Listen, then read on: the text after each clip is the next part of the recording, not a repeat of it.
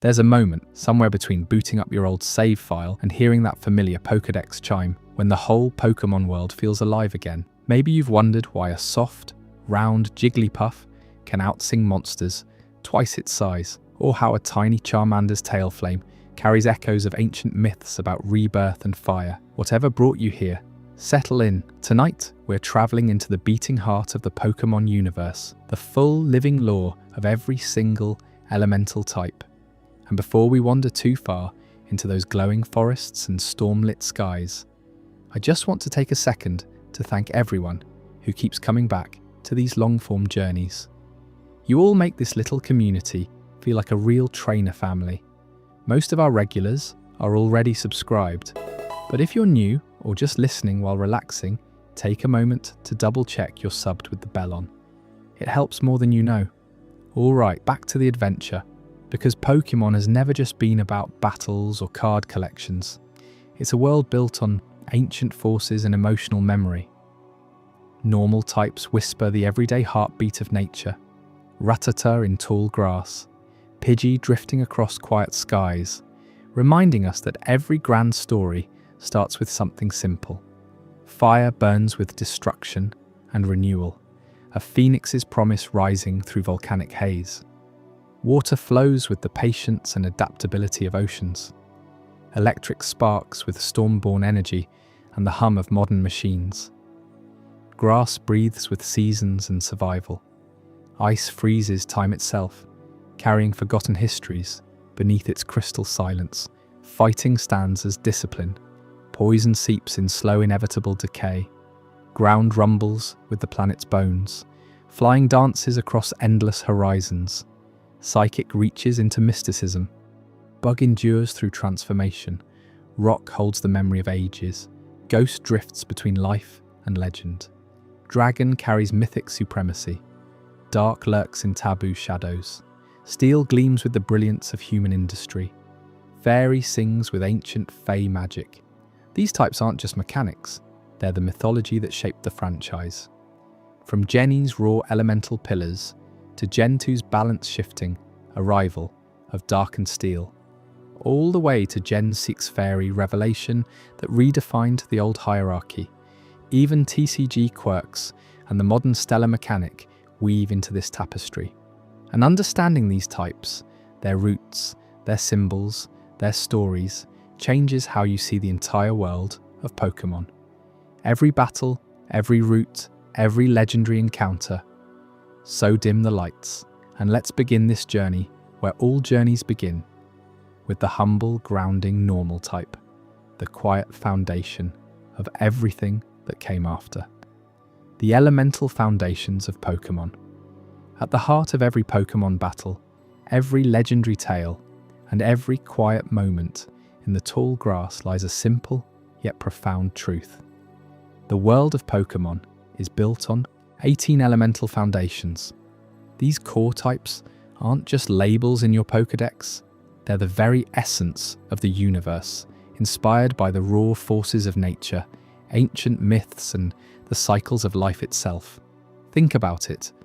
Why does a Pikachu's Thunderbolt shatter a rock type's defenses while barely singeing a ground type? Or how does a Sylveon's gentle charm turn the tide against a fearsome dragon? These interactions aren't random. They're a carefully crafted web of strengths, weaknesses, and surprises that keep the Pokémon world in perfect harmony. You see, from the moment you first tossed a Pokéball, you've been navigating this elemental symphony without even realizing it. Each type draws from real-world elements we all know: the crash of ocean waves, the crackle of lightning, the unyielding grip of stone, but Pokémon elevates them into something mythic. Fire isn't just heat, it's the phoenix rising from ashes, symbolizing destruction and renewal in one blazing breath. Water flows like the rivers of ancient legends, adaptable and life-giving, nourishing forests and carving canyons over eons. And grass, it's the quiet pulse of the earth, roots delving deep into soil, whispering of growth, seasons, and the hidden parasites that thrive in the underbrush. But let's pause here for a second, because you're probably wondering, what makes these types tick together? Why do they clash and complement in ways that feel almost alive? That's the mystery we've all chased since our first gym badge. The intricate dance of type interactions that turns a straightforward fight into a strategic masterpiece. Imagine facing off with your trusty starter against a rival's team. Your fire type roars forward, only to falter against a water surge. But then you switch to electric, and suddenly the battlefield electrifies with possibility. These matchups aren't accidents, they're the backbone of balance. In battles, they prevent any single force from dominating, forcing trainers like you to think 3 steps ahead. A super effective hit deals double damage, while immunities shut down threats entirely, creating this thrilling push and pull that mirrors the natural world's own checks and balances. And it goes deeper than the arena. In the lore, these interactions weave through the stories of regions and legends. Remember the primal forces in Hoenn, where Groudon and Kyogre embody ground and water at eternal war, only restrained by Rayquaza's flying might. Or the way ghost types haunt the shadows of Unova's castles, evading normal attacks like spirits slipping through walls. This balance isn't just for gameplay, it's the lore's way of echoing real myths, where elements war and ally to shape destinies. Fire purifies but consumes. Ice preserves ancient secrets in frozen tombs. Poison corrupts the pure, reminding us of decay's role in renewal. You feel that tension every time you explore a new route, don't you? It's what makes Pokémon feel vast and alive, like you're part of an ongoing myth. Now, to truly appreciate these foundations, we have to start with the basics, the 18 core types that form the pillars of it all. Normal comes first, the everyday heartbeat of the Pokémon world. It's the baseline, representing mundane life and generalist creatures like your neighbourhood Rattata or the ever-reliable Eevee. Drawing from the ordinary fauna every day, rats, birds, cats, normal types embody adaptability without flair. They're not the stars of elemental spectacles, but they ground everything else, with balanced stats that make them reliable partners. No grand myths here, just the quiet strength of the familiar, contrasting sharply with the more dramatic types to highlight their uniqueness. Then there's fire, the element of passion and power, inspired by volcanoes erupting in fury and phoenixes reborn from flames. Fire types like Charizard or Volcarona bring offense that's hard to ignore. They scorch foes with burns that linger like a grudge, symbolizing both destruction and the renewal that follows a wildfire's path.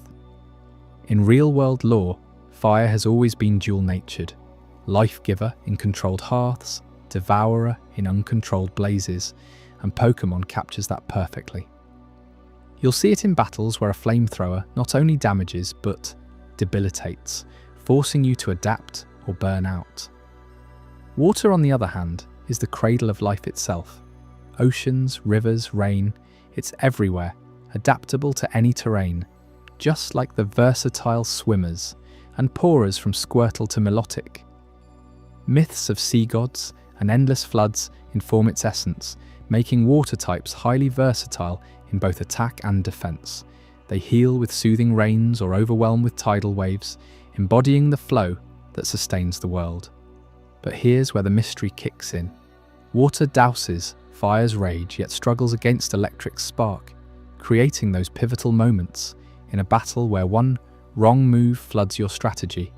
Electric surges next, crackling with the energy of storms and lightning bolts from the sky. Think Pikachu's cheek sparks, or Zapdos commanding thunder. It's all about speed and paralysis, machines humming with untamed power. Real-world electricity powers our world, but can paralyze with a shock. And Pokémon leans into that, with moves that stun foes mid-turn. Myths of thunder gods like Zeus or Raijin add a layer of awe, making electric types feel like harbingers of sudden change. You know that rush when your opponent's Pokémon freezes in place? That's the balance at work, turning raw energy into control. Grass roots us back to the earth, with plants, forests, and the turning seasons as its muse. From Bulbasaur's vine whips to Venusaur's floral blooms, it's about growth, status effects like sleep from powders, and even parasitic themes in oddities like paras. Forests in folklore teem with hidden life, and grass types reflect that resilience, altering terrain to boost allies or drain life subtly. They counter. Waters flow by absorbing it, yet wilt under fire's heat, a perfect example of how these elements cycle through strengths and vulnerabilities, keeping battles unpredictable. Ice brings the chill of stillness, glaciers locking away time itself. Pokémon like Articuno or Glaceon evoke ancient, preserved vibes, frail in body but masterful in control, with freezes and hazards that slow the pace. Myths of eternal winters and frost giants inspire their design, where ice preserves history in frozen caves, much like fossils trapped in permafrost. In lore, they guard forgotten secrets, and in fights, their weakness to fire or steel underscores the theme. Cold endures but cracks under pressure. Shifting to physical prowess, fighting types channel martial discipline and human-like strength. Machop's fists or Lucario's aura strikes draw from warrior myths across cultures. Samurai, gladiators, kung fu masters. They're pure offense, breaking through rock or steel with raw power, but they falter against the ethereal, like ghosts' intangibility. This type grounds the elemental chaos in the sweat and strategy of combat, reminding you that even in a world of magic, discipline wins battles. Poison slithers in with toxins and decay, pollution's dark underbelly. From Econ's venom to Toxtricity's sludge waves, it's corruption incarnate, dealing status damage over time like a slow rot. Myths of serpents and alchemical brews fuel its lore, where poison types thrive in wastelands, countering fairy purity but recoiling from ground's cleanse. That lingering damage? It's the mystery of balance, wear down the mighty without a direct blow. Ground anchors it all with earth, stability, and quakes. Diglett burrows through tunnels, Garchomp shakes the land, its geological force, strong against electric, by grounding shocks and interacting deeply with terrain. Real-world earthquakes and mountains inspire it, myths of Earth Mothers birthing worlds. Ground types embody endurance, swallowing fire's heat but vulnerable to water's erosion, a nod to nature's constant reshaping. Flying takes to the skies wind and mobility at its core. Pidgeot soars on migrations, Staraptor dives with agility, often paired as a secondary type to enhance speed. Bird myths, from eagles to thunderbirds, give it freedom's thrill, evading ground entirely. But ice grounds it literally, creating those high-stakes aerial duels where one gust can turn the tide. Psychic delves into the mind's mysteries, telepathy and intellect shining through. Alakazam bends spoons with prophecy-like foresight. Mewtwo questions existence itself. Ancient mysticism, from oracles to ESP legends, powers it, strong against fighting's brute force, but pierced by dark's cunning. It's the intellectual counterweight, making you ponder. What if your Pokémon could read your thoughts mid-battle? Bug buzzes with insects and swarms, metamorphosis as its arc. Caterpie evolves into Butterfree, resilient in early games like nature's. Underdogs, folklore of locust plagues and silk-spinning spiders, adds grit, with bug types overwhelming through numbers or status. Weak to fire, but trapping rock in webs. They represent life's gritty beginnings, balancing the grander elements with sheer persistence. Rock stands firm as stone and cliffs, fossils whispering of ancient forces. Onyx coils through mountains, Tyranitar crushes with endurance. Geological myths of titans shaping land inform it, resisting normal's mundanity but shattering under water's flow. It's the enduring guardian, holding secrets of eons in its cracks.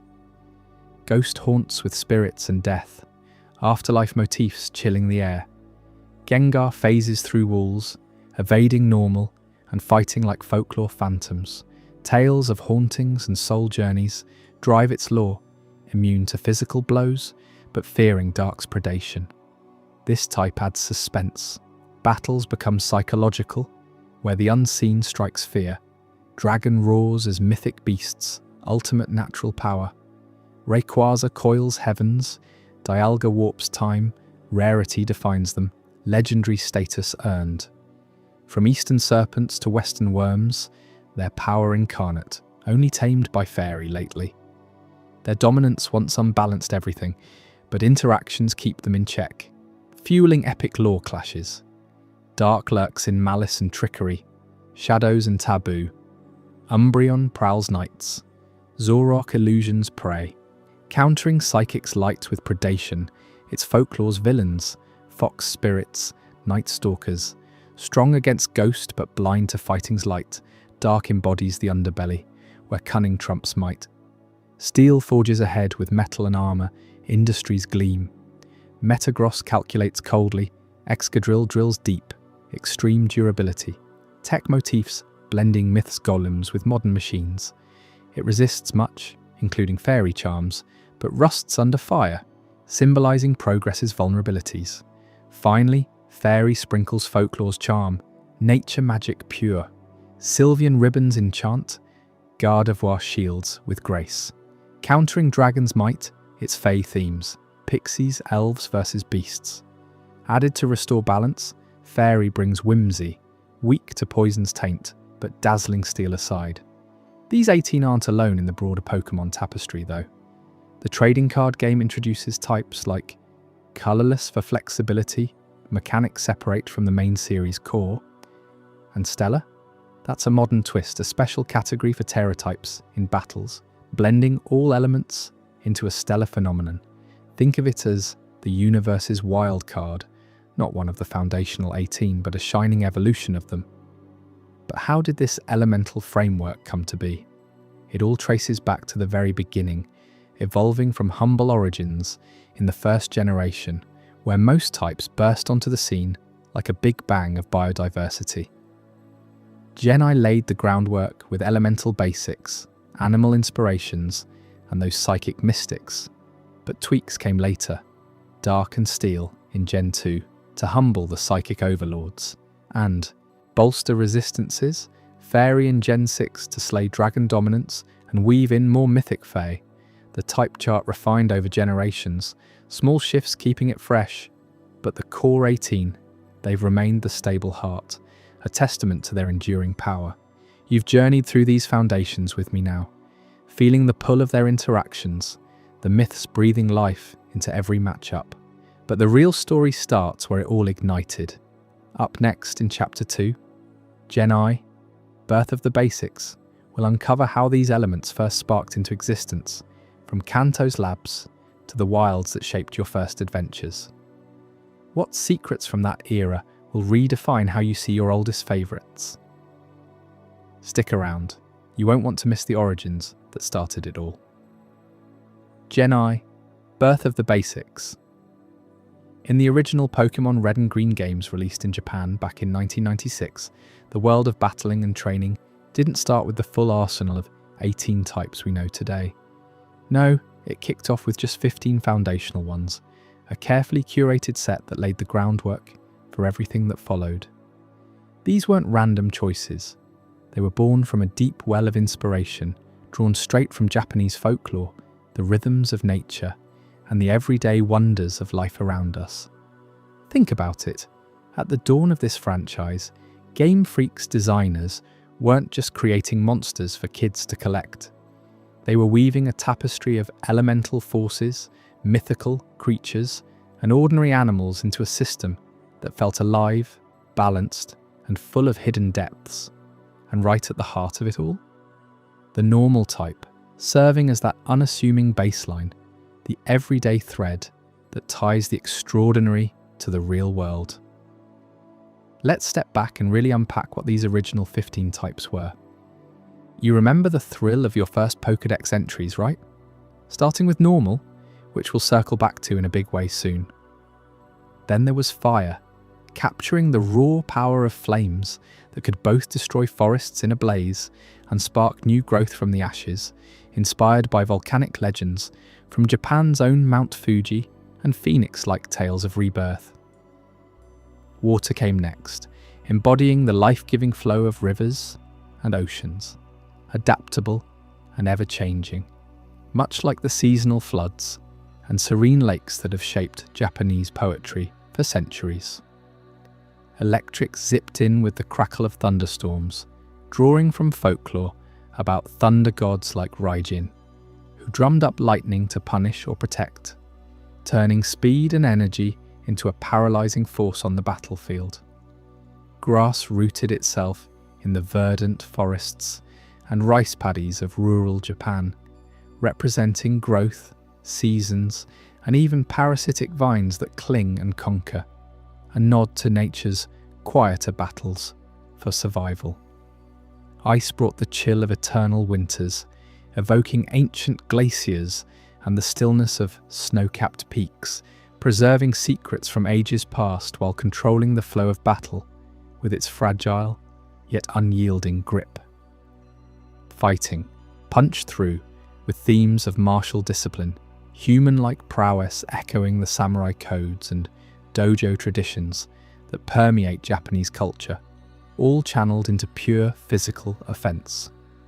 Poison slithered in as the embodiment of toxins and decay, from urban pollution to the venomous serpents in old folk tales, inflicting lingering corruption that wears down even the mightiest foes. Ground stood firm like the Earth's unmovable core, inspired by earthquakes that rattle the archipelago and the stability of mountain tunnels, interacting deeply with terrain to shake things up. Flying soared above it all, symbolizing the windswept skies and migratory birds of passage, often paired as a secondary type to boost agility and evasion, reminiscent of the Tengu spirits who ruled the heavens in folklore. Psychic tapped into the mysteries of the mind, with telepathy and prophecy drawn from on-myodo divination practices and the intellectual pursuits of ancient scholars, positioning it as a type of enlightenment and foresight. Bug buzzed with the swarms of insects that thrive in Japan's humid summers, representing metamorphosis and natural resilience, those early game critters that evolve from humble beginnings into surprising threats. Rock endured like the weathered cliffs and fossils unearthed from sedimentary layers, channeling geological forces that whisper of prehistoric times. Ghost haunted the shadows, pulling from Yurei spirits and the afterlife rituals in Shinto beliefs, where death isn't an end but a spectral continuation. And finally, dragon roared as the pinnacle of mythic beasts, rare and legendary, echoing the serpentine dragons of East Asian lore that control weather and embody ultimate natural power. These 15 types weren't just labels, they formed a type chart that rewarded strategy, where a water attack could douse fire, or a ground move could ground flying types, creating a web of interactions that felt intuitive yet endlessly replayable. But here's where the real magic of Genai's design shines through. Those early inspirations weren't pulled from thin air. Satoshi Tajiri, the creator behind it all, grew up in rural Japan, collecting insects and exploring the natural world, and that passion bled into every type. Japanese folklore is rich with kami spirits tied to elements, fire gods forging swords in volcanic forges, water deities guarding sacred springs, electric storms summoned by wrathful thunder beings. Nature itself was the muse, the cherry blossoms of grass types fading with seasons, the resilient bugs that outlast harsh winters, the ghosts of ancestors lingering in misty graveyards. Even the mundane side of life found its place, hinting at how ordinary creatures could hold their own against legends. This blend made Pokémon feel authentic, like a living ecosystem where folklore met the backyard. Now, zoom in on normal as that everyday baseline. In a roster dominated by flashy elements and mythical vibes, normal stood out by being, well, normal. It represented the baseline of life, the mundane fauna you encounter daily, pigeons, rats, foxes, all reimagined as Pokémon like Rattata or Pidgey. These weren't gods or disasters. They were the resilient, everyday survivors, generalists with balanced stats that could adapt to any situation. Why did this matter so much in Gen I? Because normal set the tone for accessibility. Your first Pokémon, often a normal type like Sentret in later gens, but echoing the likes of Spearow here, was your reliable starter companion, hitting hard without weaknesses to exploit early on. It embodied that quiet resilience, no grand powers, just the stubborn will to keep going, much like the ordinary animals in Japanese nature that endure typhoons, famines, and human encroachment in the game's design philosophy. Normal attacks like Tackle or Quick Attack were your bread and butter moves, straightforward and effective against most foes, but they faltered against Rock and Steel, types that would come later to challenge that baseline. Yet in Gen Y's 15-type world, Normal's lack of major resistances or immunities made it the ultimate everyman, mirroring how folklore often elevates the humble. Think of the Tanuki, those shape-shifting raccoon dogs that use wit and normalcy to outsmart bigger threats. Designers drew from this to make normal Pokémon feel approachable, teaching players that even the basics have hidden strength.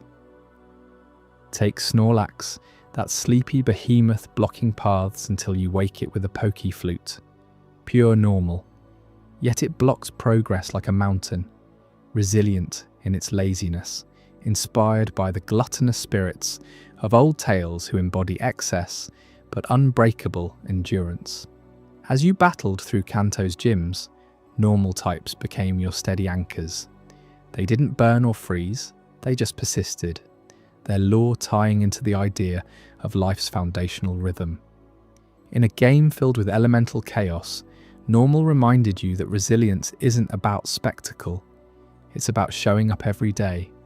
And that mundane yet tough essence, it pulled directly from nature's underdogs.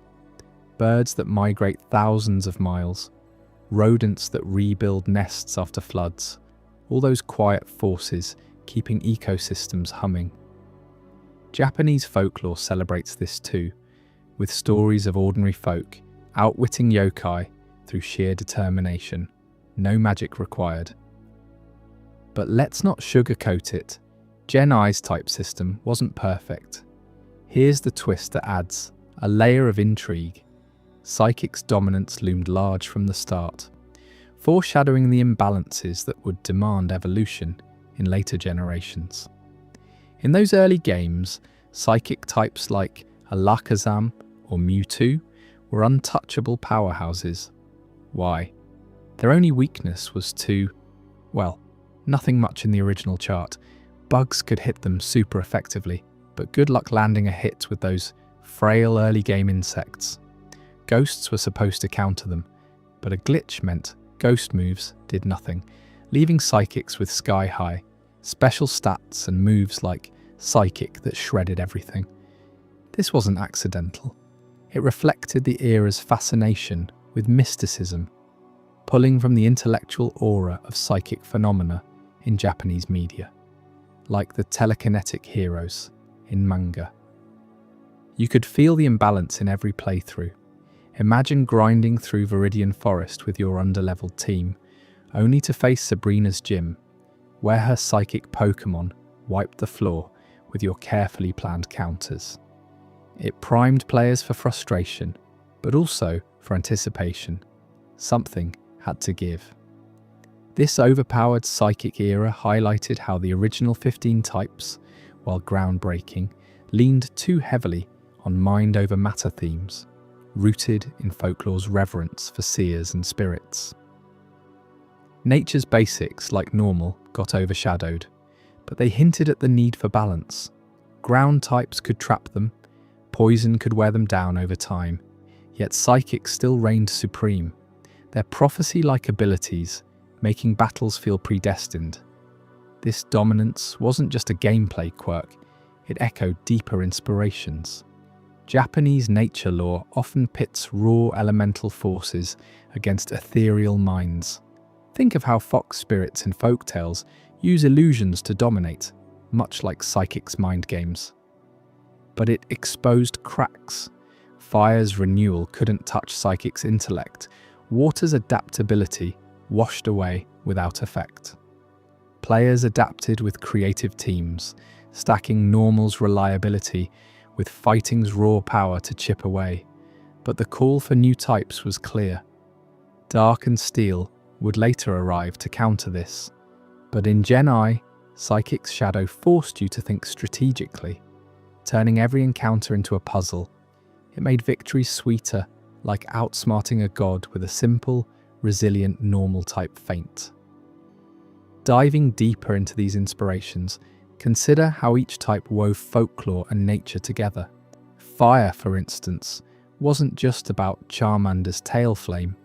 It drew from the Hinokami fire spirits that protected hearths, but could rage into infernos, symbolizing destruction and renewal in volcanic Japan.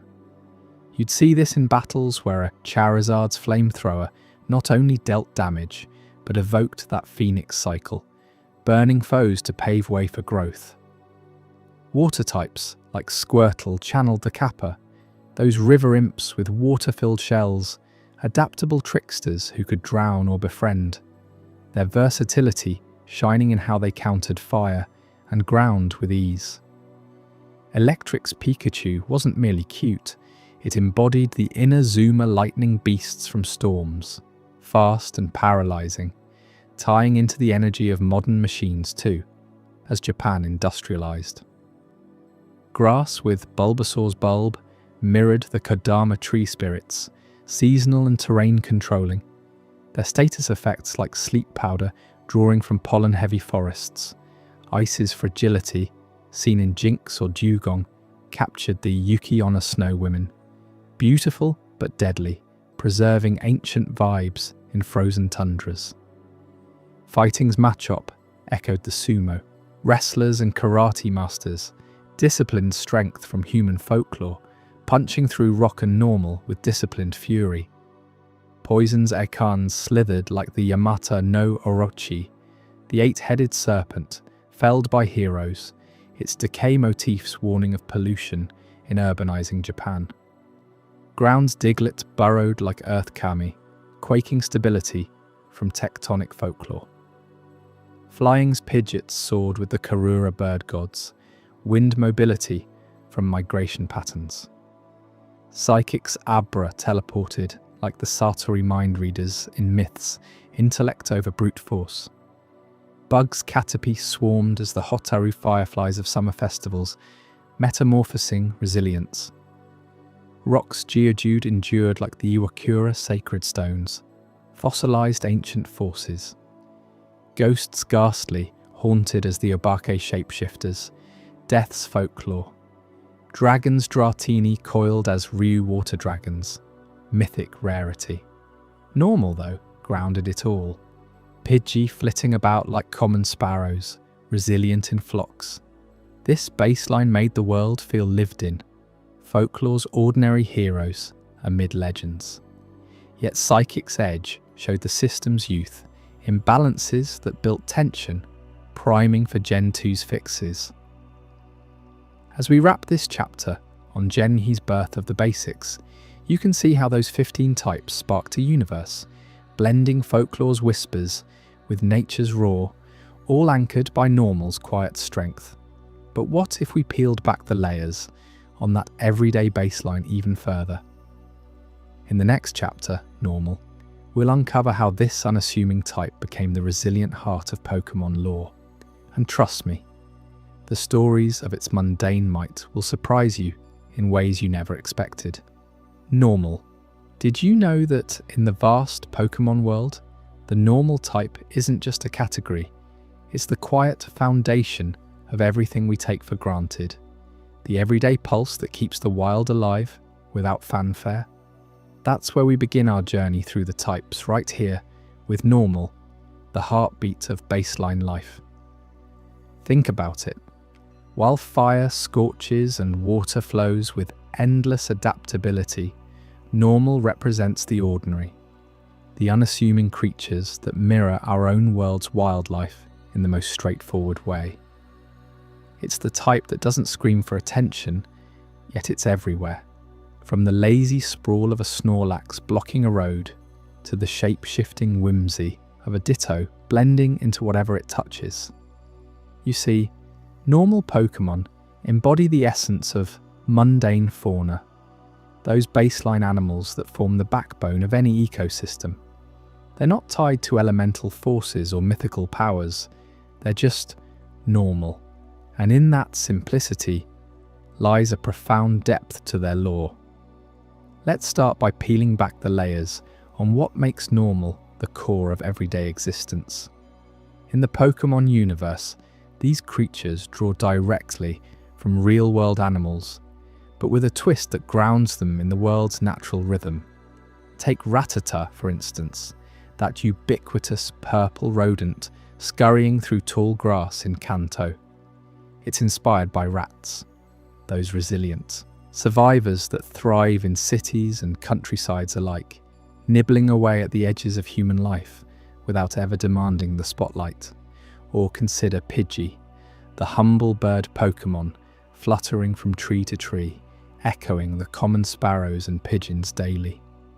These normal types aren't flashy, they're the filler encounters in your early adventures, the ones you catch on a whim because they're always there, reliable and unpretentious. But don't mistake their ordinariness for irrelevance. In the lore, normal Pokémon represent the baseline fauna that sustains the Pokémon world's biodiversity. Without them, the grander types like Dragon or Ghost would have no stage to shine on. They're the everyday wildlife that populates forests, plains and urban alleys, keeping the balance. Now zoom in on Snorlax, that colossal embodiment of laziness that's become iconic for its sheer, unapologetic sloth. Picture this. In the anime and games, Snorlax isn't just a big, sleepy bear. It's a force of nature that embodies the restorative power of rest in the wild. Lore-wise, Snorlax draws from hibernating mammals like bears or sloths, creatures that spend months in torpor to conserve energy during scarce times.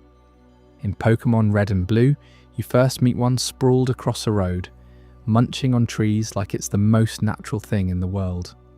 To move it, you solve a puzzle with its pokey flute, highlighting how even the laziest normal type demands a bit of ingenuity from trainers. But here's what fascinates me, and I bet it will you too, is how Snorlax's lore ties into themes of overindulgence and recovery. In the Pokémon world, where battles rage and energies clash, Snorlax reminds us that downtime is essential. It's not aggressive, it's passive, a living roadblock that forces you to pause and appreciate the slower side of life. You can almost hear its snores rumbling through the speakers as you wake it up, can't you? That laziness isn't a flaw, it's a survival strategy, perfectly suited to a world where not every Pokémon needs to be a powerhouse. Shifting gears, let's talk about Ditto, the ultimate chameleon of the normal type, whose adaptability flips the script on what normal even means. Ditto's lore is a masterclass in versatility, pulling from real-world mimics like octopuses or even amoebas that change form to survive. In the games, Ditto starts as a wobbly blob, but Transform lets it copy any Pokémon's appearance, moves, and stats. Why is this so lore-rich? Because Ditto represents the adaptable baseline fauna that evolves not through power, but through flexibility. In Pokémon Yellow, you can snag one early on Route 15, and it becomes your secret weapon in trades or battles, turning the tables on type advantages. But dig deeper.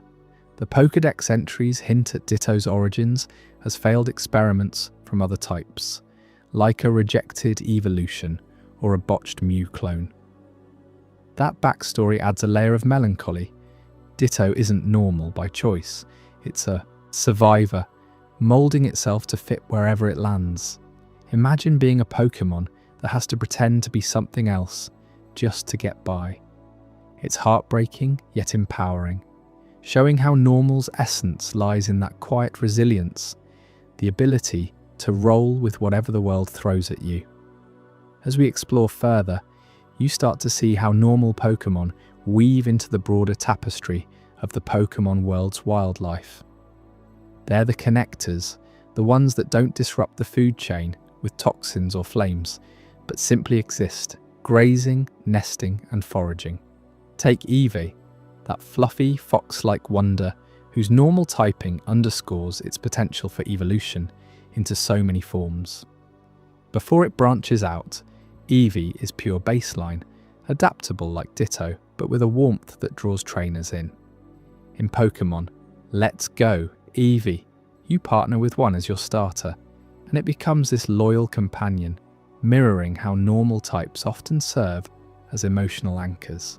Or consider the Ordino line, those pink rabbit-eared healers that patrol routes in Unova, healing wild Pokémon in the lore.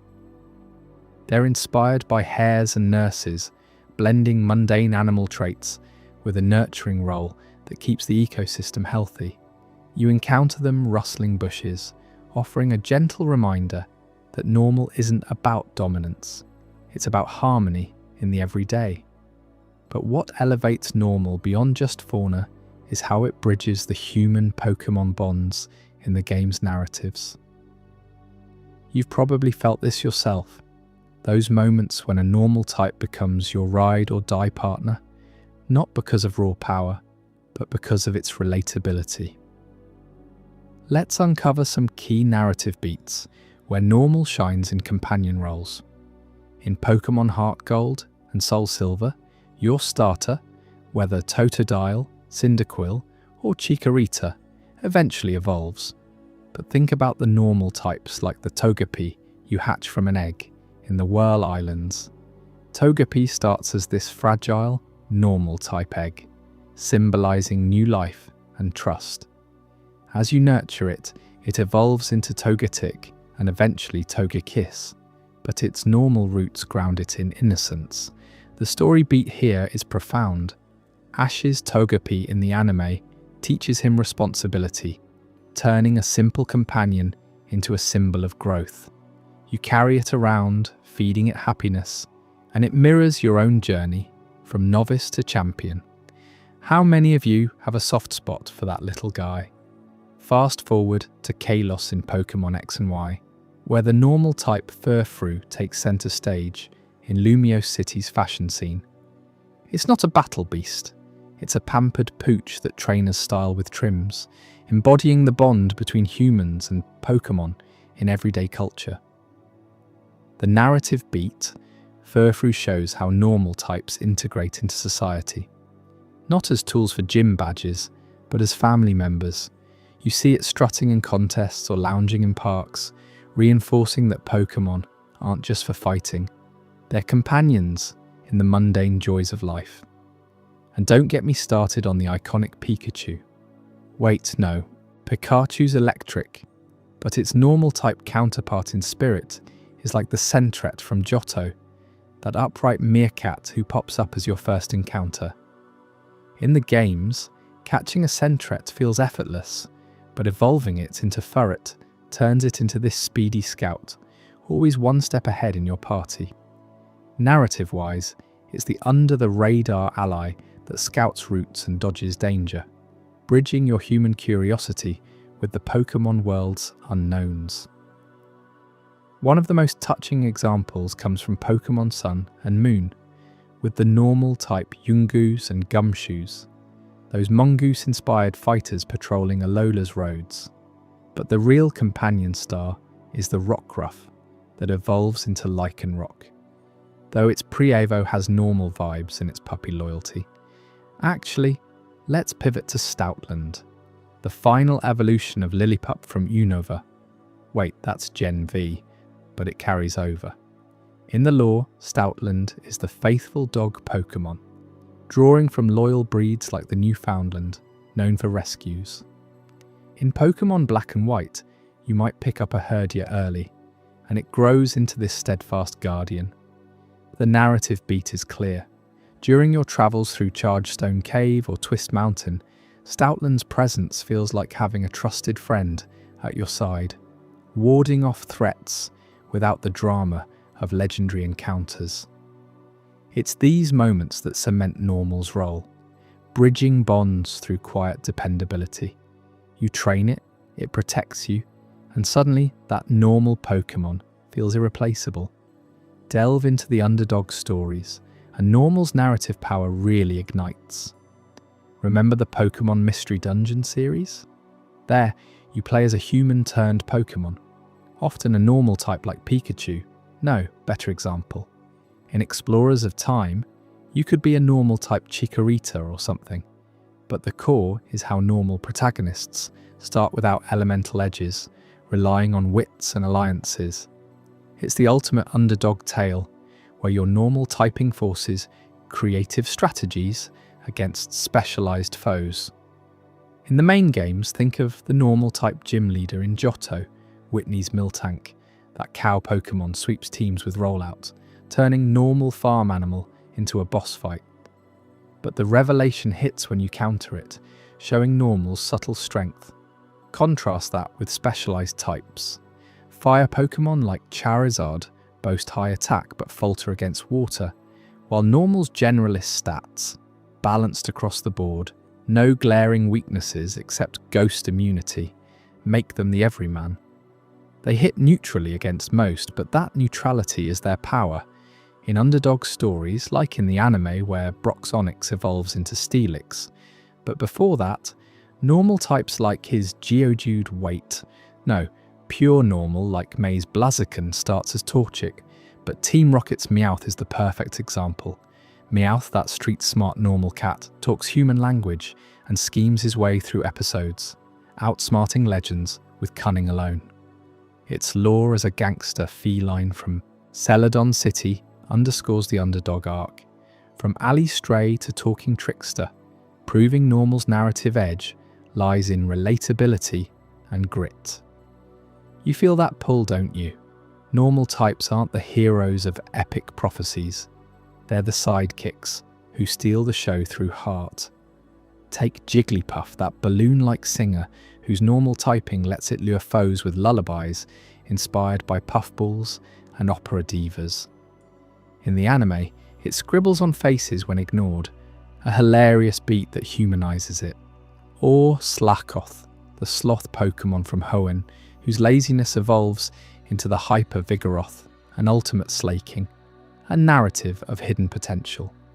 Slaking has sky-high stats, but the truant ability forcing it to skip turns, mirroring real sloths' slow pace. In Ruby and Sapphire, catching a Slakoth feels like finding buried treasure, and training it teaches patience. That's Normal's lore at work, baseline fauna that surprises you with depth. Expanding on bonds, consider companion roles in spin-offs. In Pokémon Ranger, you capture normal types like Plusly and Minun without balls, forging instant partnerships through rhythm. It's a narrative beat emphasizing trust over conquest. Or in the Pokémon Adventures manga, Red's Poliwrath starts as normalish Poliwhirl, but pure normal like his Snorlax carries him through Kanto's trials, literally. These stories reveal Normal as the glue, uniting trainers and Pokémon in the ordinary moments that build legends. Now contrasting Normal's generalist stats against the specialists drives home its subtle power. While electric types like Jolteon zip with speed and paralysis, Normal's balanced base stats. Say for a Porygon, even across HP, attack and special, let it adapt without commitment. No super effective hits except fighting, and it bypasses immunities with moves like Hyper Beam. In Underdog Tales, this shines. In Super Smash Bros., Jigglypuff's normal moves let it float and sing rivals to sleep, turning frailty into strategy. Or in competitive play, though we're lore-focused, it mirrors stories like in Pokémon Conquest, where normal warlords unite clans through sheer perseverance. You've journeyed with me through Normal's world. The lazy giants, the shapeshifters, the loyal pups that make the Pokémon realm feel alive and approachable.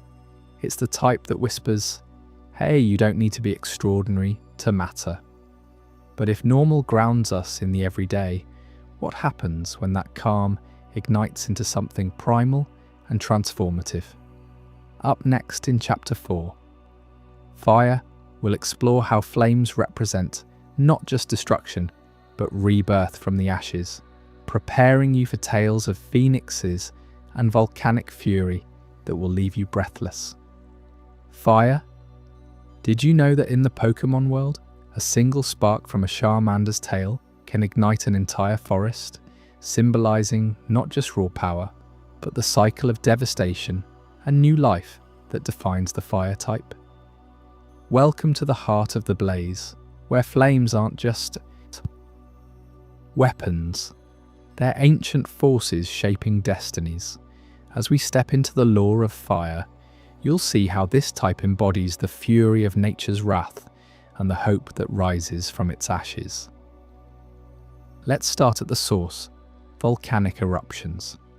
Imagine the rumbling earth in regions like Cinnabar Island, where magma surges forth, birthing rivers of molten rock that consume everything in their path. Fire types draw directly from this primal chaos. Pokémon like Magma or Slugma aren't random creatures. They're echoes of those cataclysmic events, their bodies forged from lava and heat that could melt steel.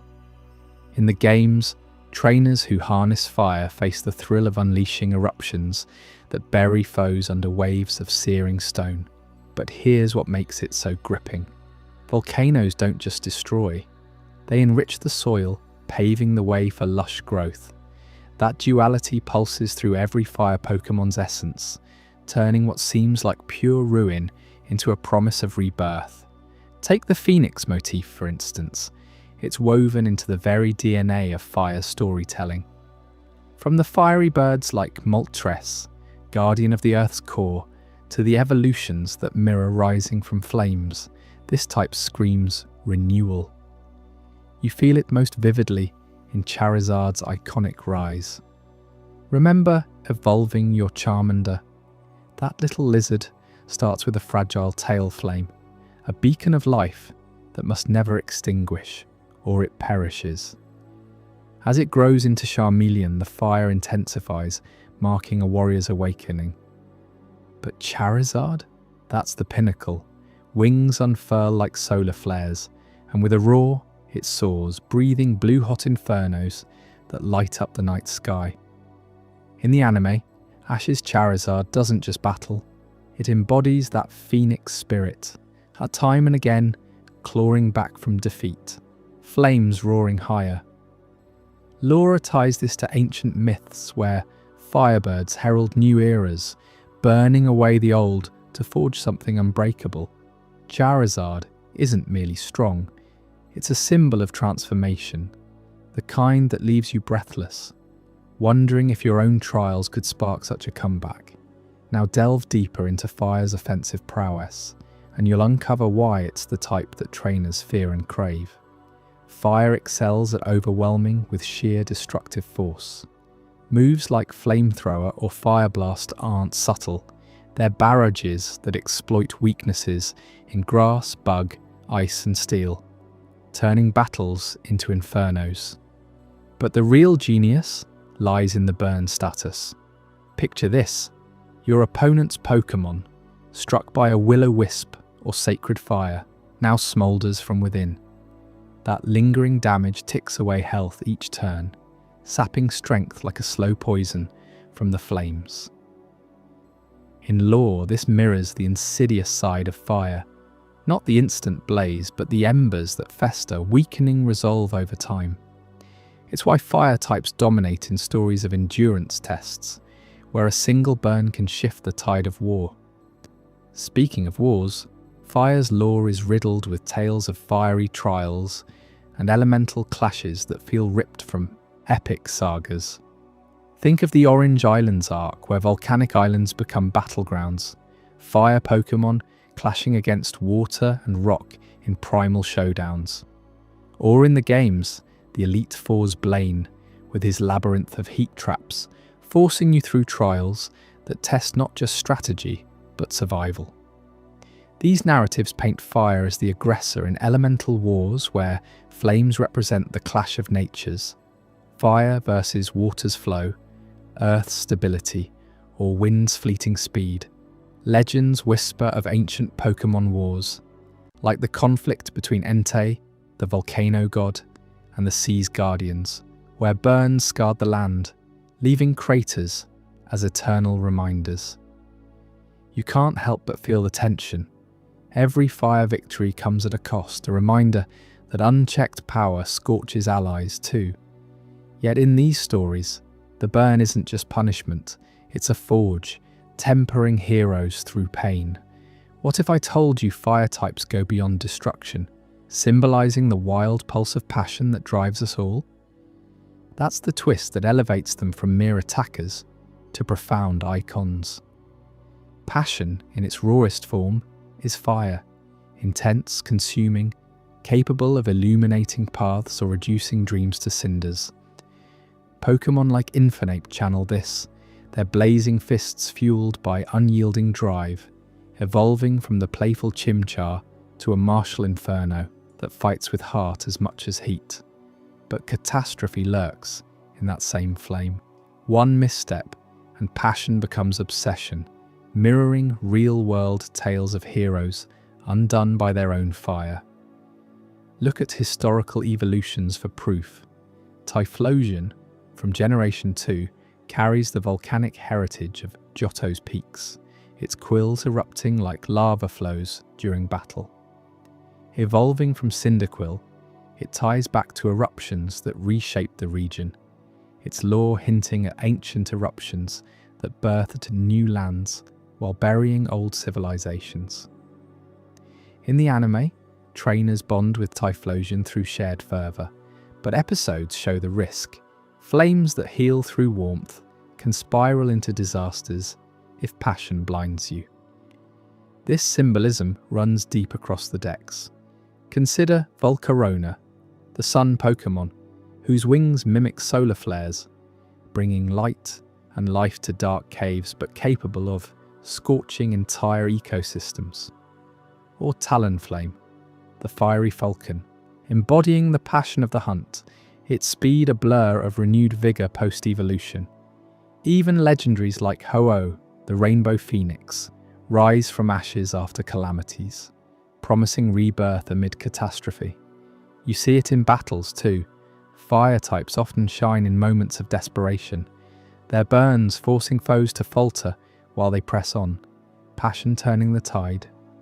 But the lore warns, catastrophe follows the unchecked blaze. Stories of rogue fire Pokémon, like the rampaging Heatran in Sinnoh myths, show volcanoes awakening to devour villages. A stark reminder that fire's gift is double-edged. Let's expand on those elemental wars, because they're the backbone of fire's narrative pull. In the Pokémon universe, conflicts aren't random. They're elemental symphonies where fire plays the disruptor. Recall the Kalos region's lore, with its ultimate weapon tied to fiery explosions that nearly ended the world. Zygarde's emergence from earthen slumber to counter that blaze underscores the war's scale, fire pushing boundaries until renewal demands balance. Or in Unova, the clash between Reshiram, the truth-seeking fire dragon, and Zekrom's thunderous ideals, their battle scarring the land with burns that lingered for generations. These tales aren't filler. They explore how fire's offensive edge, amplified by burns, tests the moral fibre of trainers. A burn status in lore often represents inner turmoil, a Pokémon's loyalty strained by the heat of battle, much like a warrior's trial by fire. You feel the stakes. Will the flame purify or consume? Diving into specific Pokémon, Entei stands out as a volcanic embodiment. Born from a volcano's fury in Johto legends, it's the embodiment of eruptions, racing across plains with mane ablaze. Its sacred fire move? a lore staple burning with holy intensity that ties back to purification rituals in ancient tribes.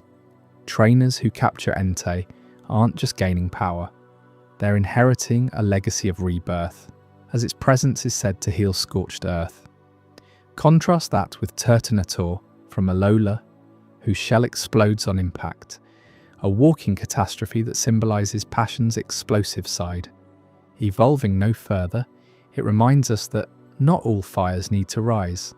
They can detonate, forcing renewal through sheer force. And don't overlook the burn's psychological edge.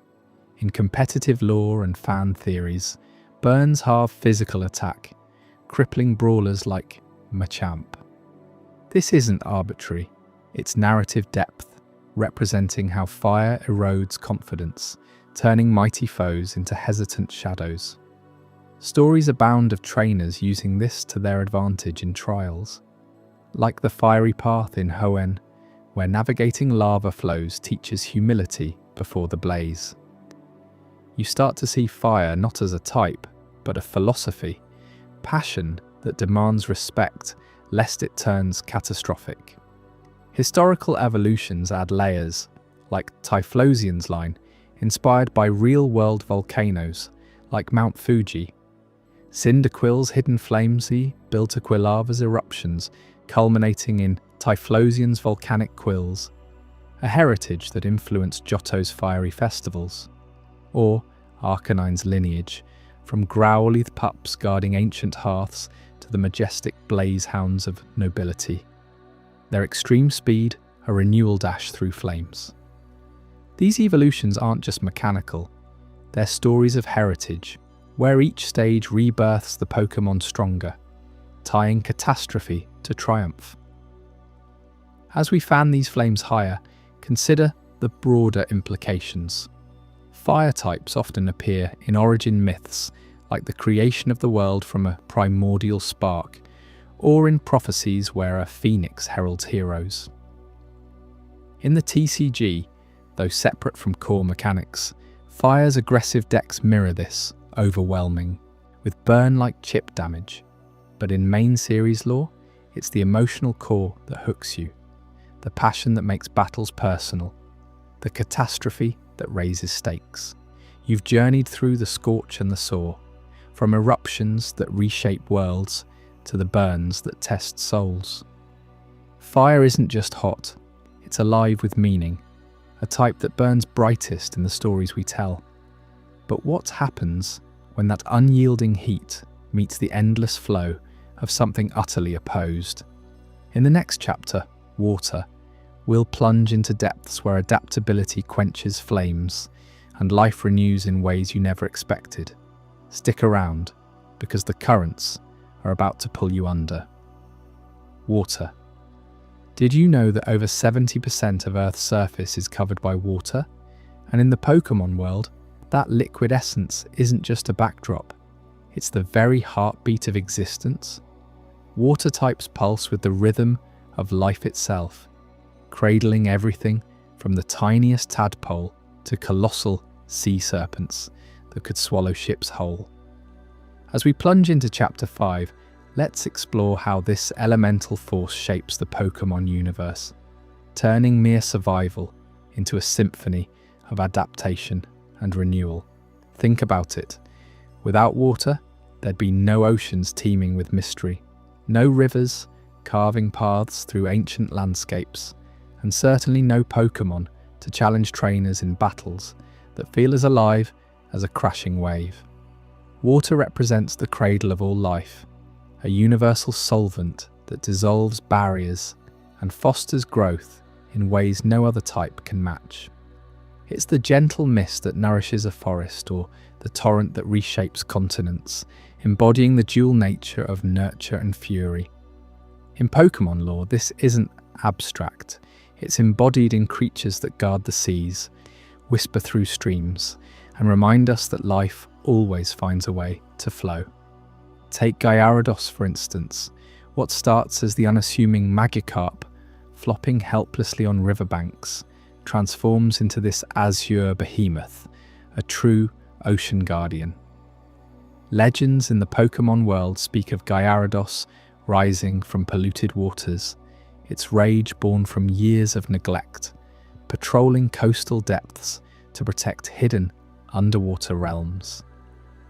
You've probably seen it in games, evolving after grinding levels that test your patience, mirroring how water endures erosion and pressure before unleashing power. Gyarados isn't just strong, it's a symbol of water's protective instinct. In regions like Johto, folklore ties it to ancient sea dragons that shielded fishermen from storms, ensuring the cycle of life continues. But it's not alone in this guardianship role. River spirits bring a softer, more intimate side to water's essence. Consider the Poliwag line, starting as a simple blue tadpole with a hypnotic spiral on its belly, evolving into the sturdy Poliwhirl, and finally the armoured Poliwrath or the agile Politoad.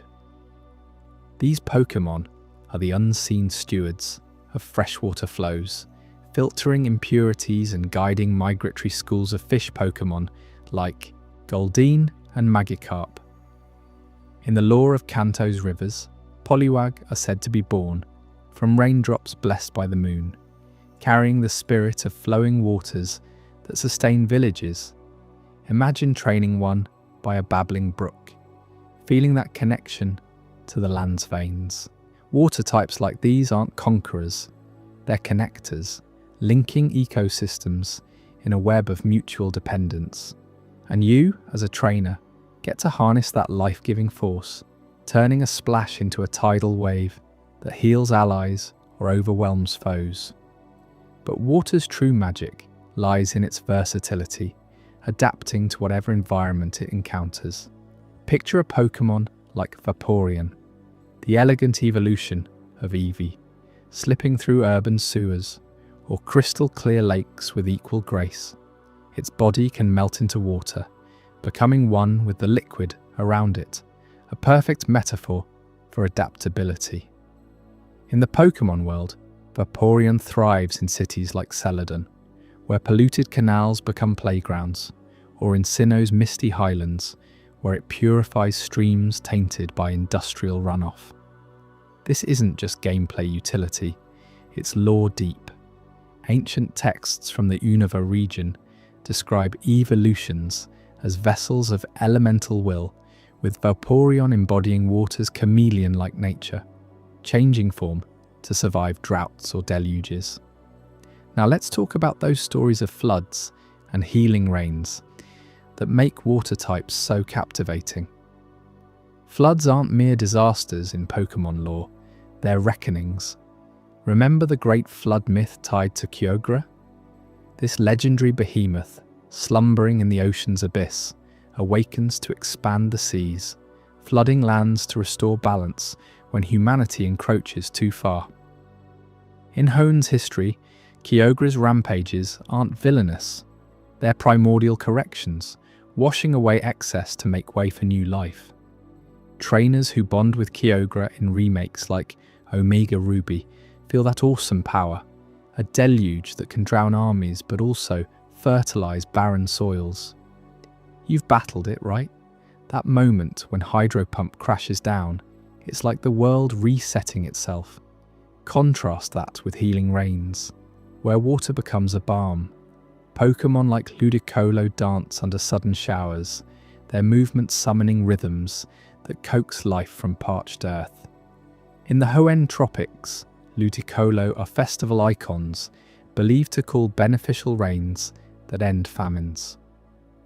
Lore from Alola expands this. During the Ether Foundation's experiments, rain dances by these Pokémon-healed ecosystems ravaged by Ultra Beasts, turning toxic spills into vibrant wetlands. It's stories like these that hook you. How a simple move like Rain Dance isn't just a battle tactic. It's a ritual echoing real-world rainmakers, where water mends what fire or steel might break. Diving deeper, water's role as life's source extends to the microscopic and the mythic. Squirtle, the starter from Kanto, hatches from eggs laid in tidal pools, its shell a portable fortress, echoing turtle myths from around the globe. As it evolves into war turtle and blastoise, it grows into a naval commander, cannons blasting pressurized water that could pierce mountains. But beyond battles, Blastoise's lore in the anime shows it leading rescue operations during tsunamis, its hydro pumps diverting floods to save coastal towns. You can almost hear the rush of water in those episodes, feel the relief as villages are spared. Water types like this ground the Pokémon world in biology. Think of how Tentacruel, with its jellyfish form, filters ocean plankton, maintaining the food chain that supports everything from Wingull to Wylord. Versatility shines in diverse environments too. In arid deserts like those in Sinnoh's Route 228, Marill and Azumarill burrow near oases, their round bodies storing water like living canteens. They're not out of place, they adapt, using bubble beam to create mirages that deter predators or attract rain clouds. Lore whispers of Azumarill clans that migrated from Hoenns rivers to these sands, evolving thicker fur to conserve moisture, a nod to real evolutionary tales. Then there's the polar side, Dugong, the seal Pokémon, gliding through icy fjords, its blubber insulating against the cold, while its horns summon auroral waves. In Johto's Winter Legends, Dugong herds protect icebound ships, their songs harmonizing with the sea to prevent freezes that could trap sailors. But what about the contrasts that reveal water's adaptability themes?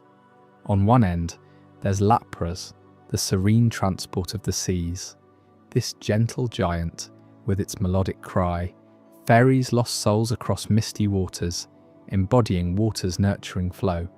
In Kanto's lore, Lapras were hunted to near extinction for their scales, yet they return, forgiving and healing, with mist moves that soothe wounds. You've ridden one in games, haven't you? That peaceful surf across waves, it's a moment of tranquility amid chaos. Lapras represents water at its calmest, adaptable enough to thrive in polluted harbours or remote atolls, always offering passage to those who respect it. Flip that coin, and you get Kyogre's raging primordial floods.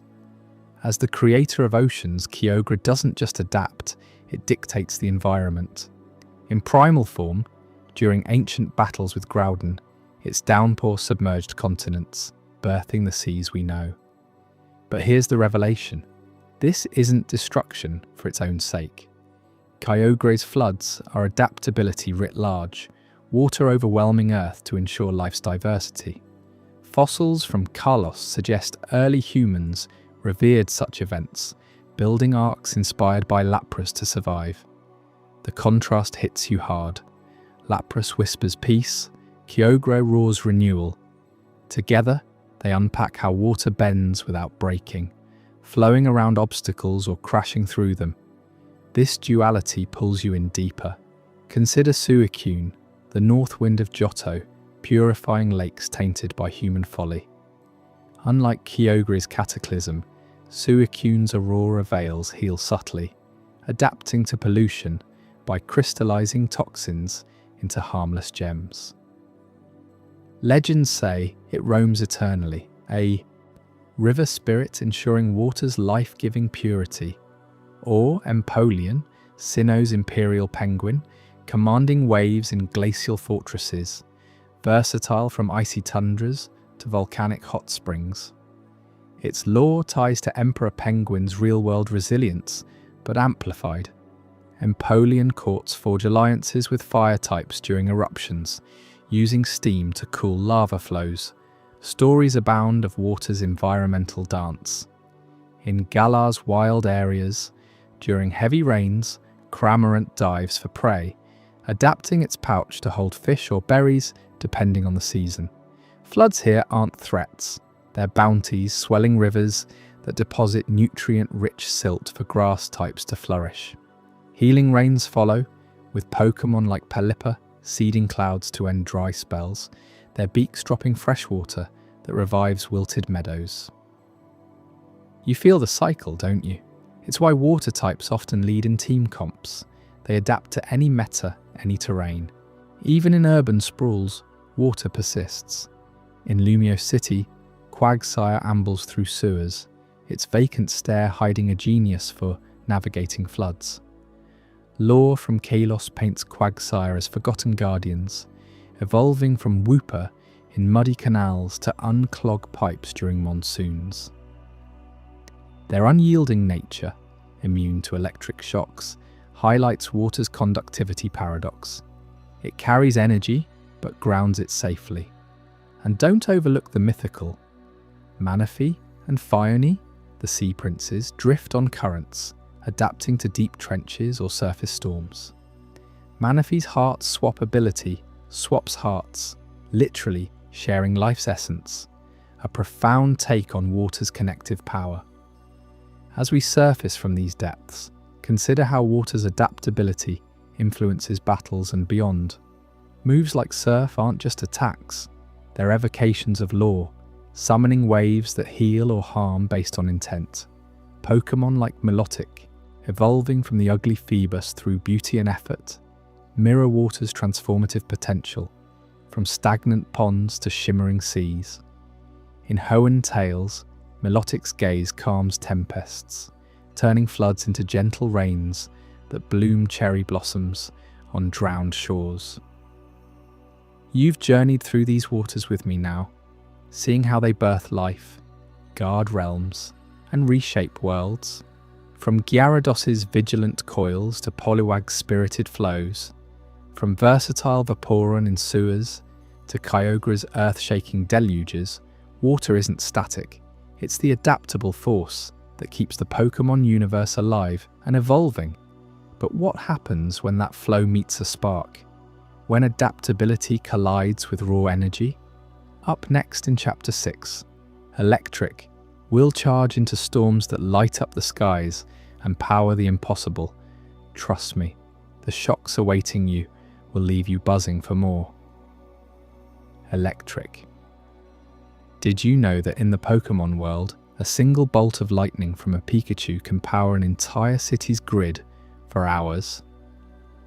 That's the raw, electrifying essence of the electric type, a force that crackles with unstoppable energy and turns the ordinary into the extraordinary.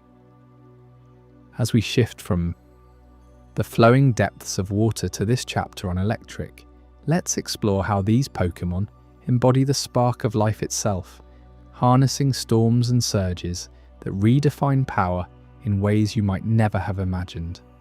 Picture the moment when Pikachu unleashes Thunderbolt, those golden arcs slicing through the air like living whips. It's not just a cute mascot move, it's the heartbeat of Electric's core motif. Lightning as pure, unbridled speed. Pikachu, the iconic face of the franchise, represents those initial bursts of energy that propel trainers forward. From its cheeks storing static electricity to generate sparks, Pikachu shows us how electric types thrive on momentum. You release it in battle, and suddenly the field ignites with rapid-fire attacks, zapping foes before they can even flinch. But why does this feel so visceral? Because electric isn't about brute force, it's about precision, strikes that mimic the split-second fury of a thunderstorm. Think of how Jolteon, the sleek evolution line from EV, dashes with such velocity that its quills generate electrostatic fields, turning every step into a potential shockwave. These Pokémon don't lumber. They surge, embodying the motif of electricity as life's accelerator, pushing boundaries and electrifying the very air around them. Now, scale that up to the Stormbringers, the titans that command the skies themselves. Zapdos, the legendary bird of thunder, isn't just a powerhouse, it's a living tempest. Perched on jagged cliffs or soaring through thunderheads, Zapdos summons gales laced with plasma, its feathers crackling like downed power lines. In the lore, it's said to appear only during massive electrical storms, feeding on the chaos to grow stronger. You can almost hear the rumble building As it dives, wings spread wide, unleashing drill peck infused with lightning that pierces armor like paper. This motif extends to others like Raikou, the roaming beast of Johto, whose mane glows within a fire. Wait, no, in a storm. Racing across plains at speeds that blur the line between animal and phenomenon. Or consider Electivire, a more grounded example, whose motors in its arms whir like engines, channeling electricity into punches that could short-circuit a machine. These Stormbringers elevate electric from personal sparks to natural cataclysms, reminding us that lightning isn't random. It's the world's way of resetting, of injecting raw power into stagnation. But here's where the real tension builds. Paralysis, that insidious mechanic that turns electric speed into a double-edged sword. Imagine your opponent's Pokémon, frozen mid-motion, muscles locked by a discharge wave, their strategy crumbling as you press the advantage. Paralysis isn't mere status, it's narrative gold, evoking the machine-like precision of a circuit overload. You hit with Thunder Wave, and suddenly their attacks slow to a crawl, speed dropping by a quarter. It's like hacking their nervous system, forcing a stutter in the heat of battle. This creates suspense you can feel. Will they break free, or will your electric type capitalize on the hesitation? Take Manectric, the lion-like prowler whose horns amplify static fields to paralyze packs of wild Pokémon, asserting dominance through controlled fury. It's machine precision because electric types often mimic tech. Porygon Z's digital glitches that stun with electromagnetic pulses, or Magnemite's magnetic levitation that pins foes in place. Yet intertwined with this is natural fury, the wild unpredictability of a storm. Zeraora, the mythical thunderclap Pokémon, claws through the air with plasma fists, its paralysis not just tactical, but primal, like a predator's strike that leaves prey twitching in the underbrush. You see, paralysis builds that edge-of-your-seat drama, where one zap can shift the tide, blending calculated strikes with the roar of untamed elements. What makes this even more captivating is how electric weaves machine-like control with the chaos of nature, creating Pokémon that feel both engineered and elemental. Rotom, that mischievous spirit possessing appliances, flips the script by inhabiting toasters or lawnmowers, turning household gadgets into zapping menaces. Its paralysis comes from shorting out electronics, a nod to how electricity powers our world while threatening to overwhelm it. You command Rotom Wash, and it floods the washer with sparks, leaving opponents stunned amid suds and shocks. Precision in domestic form, but with a stormy whimsy that could backfire spectacularly. This duality heightens the tension. Electric types demand respect. Their fury as likely to chain react as to deliver a clean win. Diving deeper into the lore, Electric's motifs draw from real-world inspirations that ground these creatures in something tangible, yet mythical. Lightning has always symbolized divine wrath. Think Zeus hurling bolts from Olympus, or Thor's hammer, Mjolnir, cracking the skies. In Pokémon, this translates to legendaries like Tapu Koko, the guardian of Melamili Island, whose electric aura dances like festival sparks, protecting lands with ritualistic storms. You encounter it in the games, and its shell resonates with ancient Hawaiian thunder gods, blending mythology with the motif of energy as a protective force. But it's not all gods and tempests. Electric ties into the everyday hum of innovation. In the Pokémon world, cities like Lumiose thrive on electric Pokémon labor, Ampharos lighting Saffron's tower like a beacon, or the Kalos region's power plants guarded by Electros, eels that coil around generators, ensuring the flow never falters. These ties reveal how electric powers human progress, from Magnezone patrolling as mechanical enforcers to the subway systems in Nimbasa City, where Emolga glides alongside trains, sparks flying in harmony. Let's talk about that twist you might not have seen coming. Electric's profound connections to technology and mythology aren't coincidental.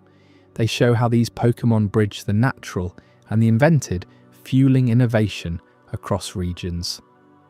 Consider the Unova region's Charge Stone Cave, where floating stones pulse with eternal electricity, harvested to power the world's tech boom.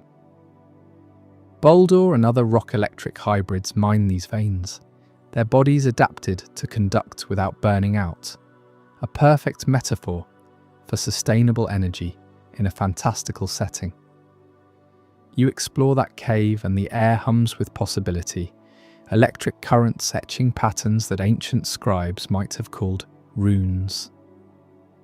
Mythology amps this up with Thunderous, the Kami-inspired beast whose abundant shrine form unleashes tornadoes of lightning, tied to Japanese folklore, where thunder gods punish or bless the land. Yet in the modern Pokémon society, this fury powers gadgets. The Pokétch watches in Sinnoh, wrist-bound miracles run on tiny batteries inspired by Pichu sparks, or the ride Pokémon like Vikavolt, a Beetlejet hybrid that scouts frontiers with laser precision. This interplay creates stories within stories. Remember the anime episode where Ash's Pikachu overloads a power plant, causing a citywide blackout? It's a cautionary tale of natural fury clashing with human hubris, paralysis extending to societal scales as lights flicker and plans stall.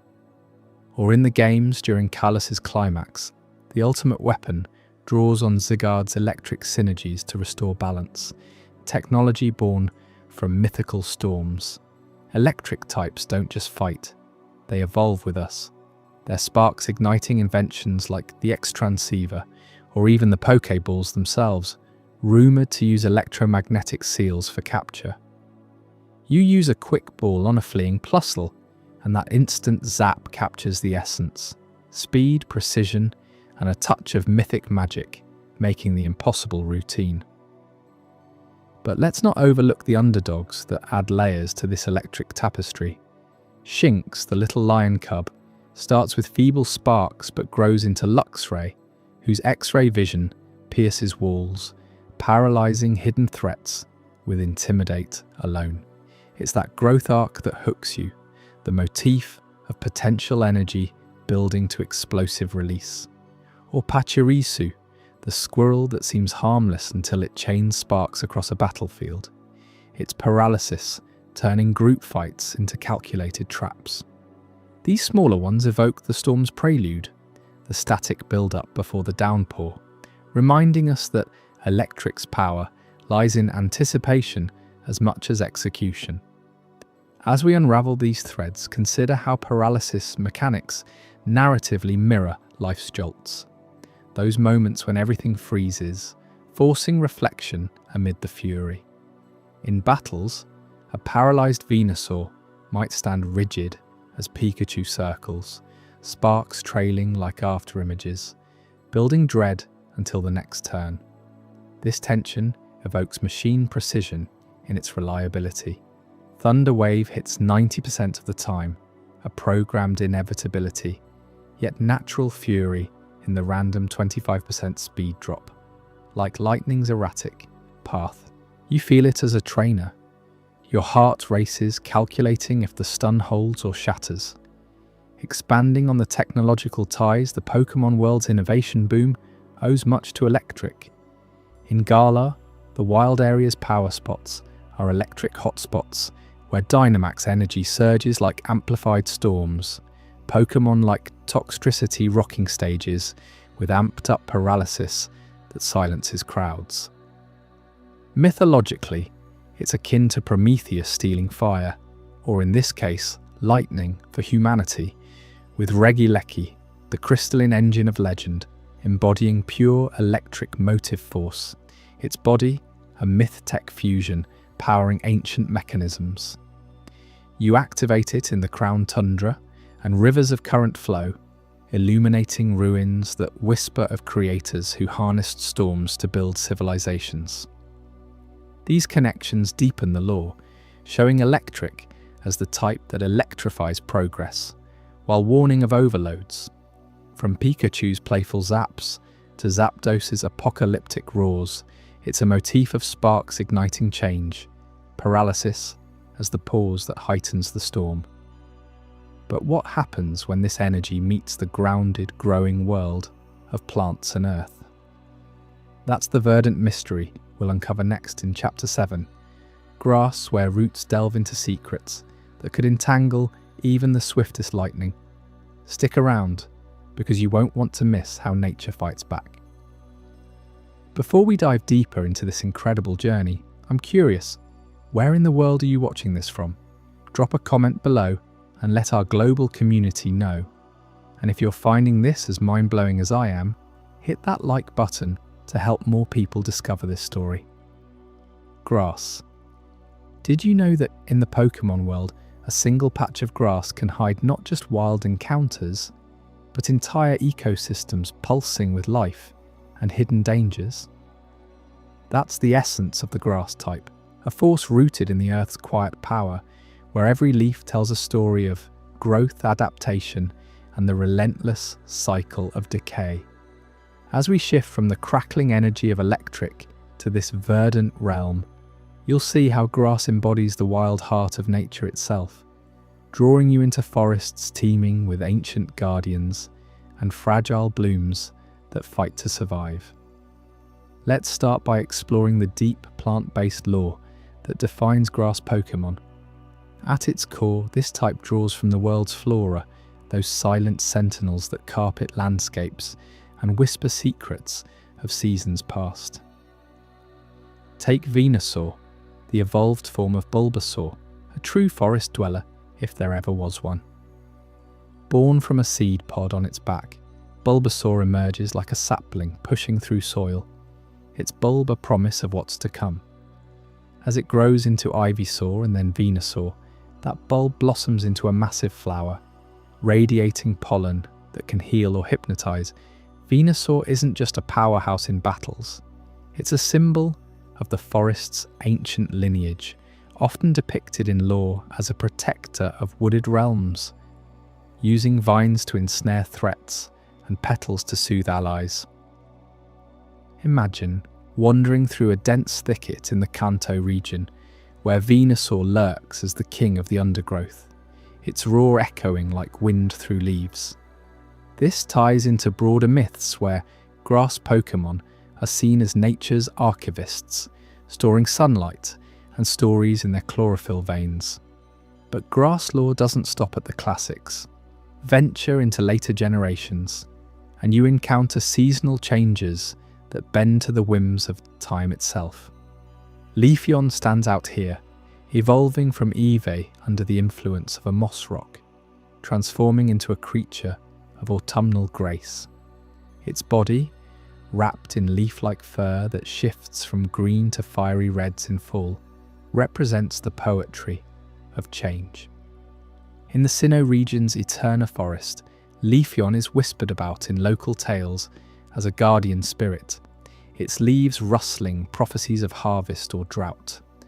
Unlike the steadfast Venusaur, Leafeon embodies flux, shedding old growth to welcome new, much like how real-world plants cycle through seasons. You can almost feel the crunch of fallen leaves underfoot as it darts through the woods, using its razor-sharp foliage to slice through obstacles. These evolutions highlight grass's versatility, showing how Pokémon adapt to their environments, from humid jungles to crisp woodlands, forging bonds with the land that make them inseparable from it. Now think about how this lore plays out in battles, where grass's true rhythms emerge through status effects that mimic nature's subtle manipulations. Have you ever watched a Pokémon drift into slumber from a puff of sleep powder? That's grass at its most insidious, drawing from the sedative spores of plants like the Rafflesia flower. Moves like stun spore or poison powder aren't just attacks, they're echoes of botanical warfare, where vines constrict and pollens paralyze. Consider Oddish and its line, those nocturnal wanderers that release toxins under moonlight, turning the night air thick with drowsiness. In lore, these effects stem from ancient pacts between plants and the earth, where grass Pokémon absorb nutrients to fuel their debilitating arts.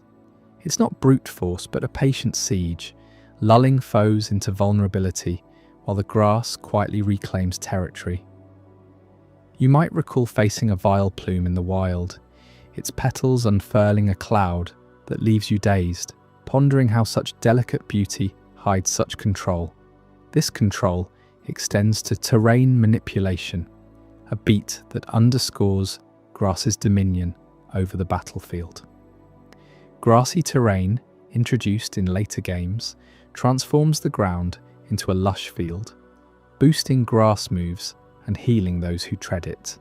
Picture a sunny meadow where Pokémon like Tapu Bulu summon this verdant surge, roots bursting forth to mend wounds and empower strikes. In Alola's lore, such terrains are tied to guardian deities, where the land itself responds to calls for harmony, accelerating growth in barren spots. But it's not always benevolent. Grass can choke out rivals, as seen with moves like Ingrain rooting a Pokémon in place to draw life from the soil. This isn't random. It's a narrative of territorial claim, where forests expand or wither based on these unseen battles. You know that thrill when your own grass team turns the tide, the air filling with the scent of fresh growth as the terrain shifts. It's grass weaving its story of dominance, one root at a time. Woven into these tales are stories of parasitic bonds, those intimate, often uneasy alliances that reveal grass's darker underbelly. Parasect, evolving from Paras, is the perfect embodiment, a mushroom-capped crab whose host is slowly consumed from within. In Johto's folklore, Paras is said to latch onto trees or unsuspecting creatures, its spores infiltrating to control movements, turning the victim into a vessel for fungal spread. This parasitism isn't villainy for its own sake, it's survival, a bond where the grass-like fungus ensures propagation amid decay. Leech Seed takes this further, a move where seeds burrow into foes, siphoning health like vines tapping into a host's vitality. Imagine the eerie glow of a parasect in Icyrus City's foggy depths, its eyes vacant as the mushroom dictates every scuttle. These narratives explore the cost of interdependence, where grass thrives by entwining with others, sometimes at great expense. It's a reminder that nature's web is tangled, with beauty in the bloom and horror in the takeover. Yet, for all its resilience, grass teaches us about natural endurance through cycles that outlast individual struggles. Pokémon like Exeggutor, the palm tree trio, stand as monoliths of persistence, their eggheads hatching new life even as storms rage. In Alola, Exeggutor's lore paints it as a living coconut grove, swaying against typhoons, its coconuts rolling to see distant shores. This resilience shines in abilities like Regenerator, where Pokémon like Tangrowth heal upon switching out, mimicking how plants rebound from pruning or drought. You've probably cheered as your Breloom bounces back, spores regenerating its form mid-fight, a testament to life's stubborn grip. These stories aren't just about winning, they're about enduring, roots delving deep to weather fires or floods, emerging stronger. Grass Pokémon often start frail like the tiny Budew, but evolve into titans like Rillaboom, drumming rhythms that shake the earth, symbolizing growth's triumphant arc. As we delve deeper, consider how these elements contrast renewal with inherent vulnerability, a revelation that highlights themes of environmental harmony and exploitation. Renewal is grass's gift. The way a burned field sprouts greener after rain, mirrored in moves like synthesis that draw solar energy for revival. Venusaur's flower, for instance, not only attacks but purifies air, a nod to ecosystems in balance. But vulnerability lurks beneath. Grass falters against fire's blaze, or flying's winds, echoing how droughts or pests ravage crops. This duality drives the law. Harmony when Pokémon like Shaman terraform wastelands into paradises, fostering biodiversity, yet exploitation when humans or other types plunder forests, as in tales of deforestation threatening Virizian's herds. You feel that tension in battles, don't you? A grass team flourishing in sunlight, only to wither under a solar beam countered by a harsh drought. It's a poignant mirror to our world, urging respect for nature's fragile power, where overreach invites decay. Let's expand on these parasitic tales with more depth. Beyond Parasect, there's Venonat evolving into Venomoth, its wings dusted with paralyzing scales akin to stinging nettles. In Kanto's wilds, Venomoth is mythologized as a nocturnal pollinator gone rogue, its powders ensnaring prey in webs of silken stupor. This bond isn't always destructive. Think of symbiosis in competitive play, where items are passed like nutrients in a mycorrhizal network. Fungi and plants sharing sustenance underground. Grass lore often romanticizes these connections, portraying them as necessary for the greater cycle, where the host's sacrifice fuels collective survival. But peel back the layers and you uncover exploitation's edge, how a Bulbasaur's seed might overburden a young trainer's team if not nurtured properly, or how wild Tangela ensnares travelers, demanding tribute of water or light. Terrain control takes on mythic proportions too. In the Hoenn region, Pokémon like Ludicolo dance under rain to summon watery grasses, blending types but rooted in grass's core. Tropius, the fruit-bearing sauropod, controls savannas by dropping berries that sprout instant oases, its lore tied to African baobab legends of sustenance amid scarcity. These abilities aren't mere mechanics, they're narratives of stewardship, where grass Pokémon act as midwives to the land, ensuring fertility against encroaching deserts. Yet in darker stories, like those surrounding Cacturn's cursed cacti in deserts, terrain becomes a trap, illusions luring wanderers to thorny doom. You can sense the unease as the ground shifts, grasses whispering warnings or deceptions, pulling you deeper into the chapter's web. Status effects evolve into something almost poetic when viewed through grass's lens. Sleep powder isn't just a lullaby, it's the forest's way of conserving energy, forcing rest during lean times. In Unova's tales, Whimsicott, the whimsical cotton puff, uses it to evade predators, drifting like dandelion seeds on the wind. Poison from moves like toxic spikes draws from real alkaloids in plants, slowly eroding foes as if the earth reclaims its due. This weaves resilience into the fabric. Grass Pokémon often resist their own poisons, building immunity like hedgerows against blight. Picture a battle where your Roserade counters with a floral antidote, petals blooming defiance, turning potential downfall into a symphony of recovery. Delving into forest dwellers further, Sceptile from Hoenn electrifies the archetype. Its leaves like blades slicing air, yet it retains grass's earthy ties through seed bombs and vine whips. Lore casts it as a jungle scout, navigating canopies with preternatural speed, protecting hidden glades from loggers or rivals. Seasonal changes like deerling and sawsbuck shift pelage with the equinoxes, their forms changing from spring greens to winter browns, embodying the wheel of the year. In Unova's folklore, they're harbingers of weather, their herds migrating to signal bountiful or barren times. These Pokémon invite you to reflect.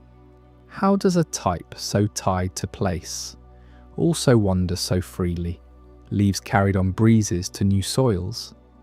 The revelation sharpens here. Renewal's promise clashes with vulnerability's sting, painting grass as nature's ambivalent steward. Harmony blooms in encounters like Lurantis mimicking flowers to lure pollinators, fostering mutual aid, or Kartana, the origami warrior, folding resilience from mere paper-like leaves. But exploitation rears in stories of Pucciana packs ravaging meadows, or human trainers overfarming berries from Tropius, leading to barren stretches. This contrast isn't abstract. It's felt in every grass weakness, like ice's chill halting growth, or bugs' infestations devouring from within. Yet through it all, grass persists, a testament to harmony's quiet victory over hasty plunder. You leave these tales with a newfound appreciation, don't you? For the type that greens the world, even as it reminds us of its perils. As we wrap this verdant journey through grass's cycles of growth and decay, prepare yourself for the chilling shift ahead.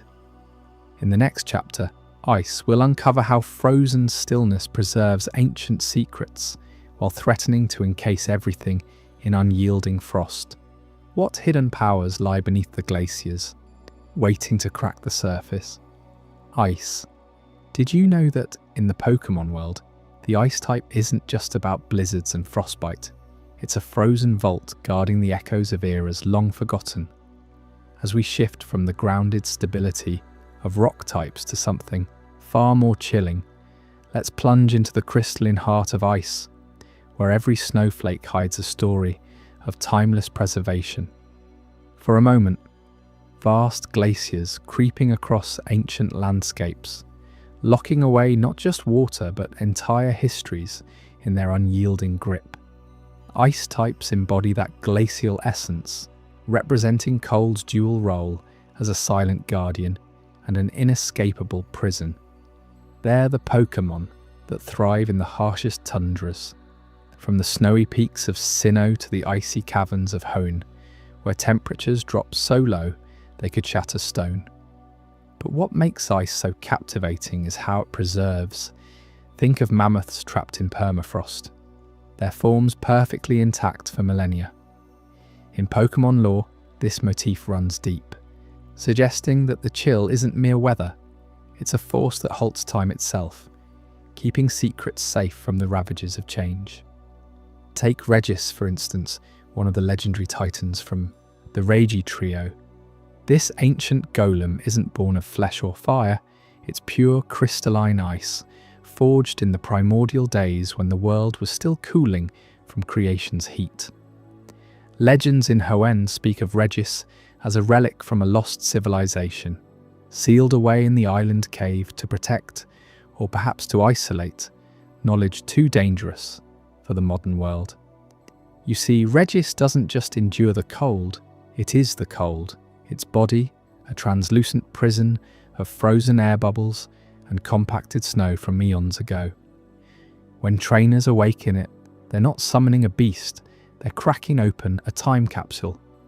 Its moves like ice beam or ancient power aren't attacks, they're echoes of that ancient stillness, firing shards that feel like they're pulled from the dawn of time.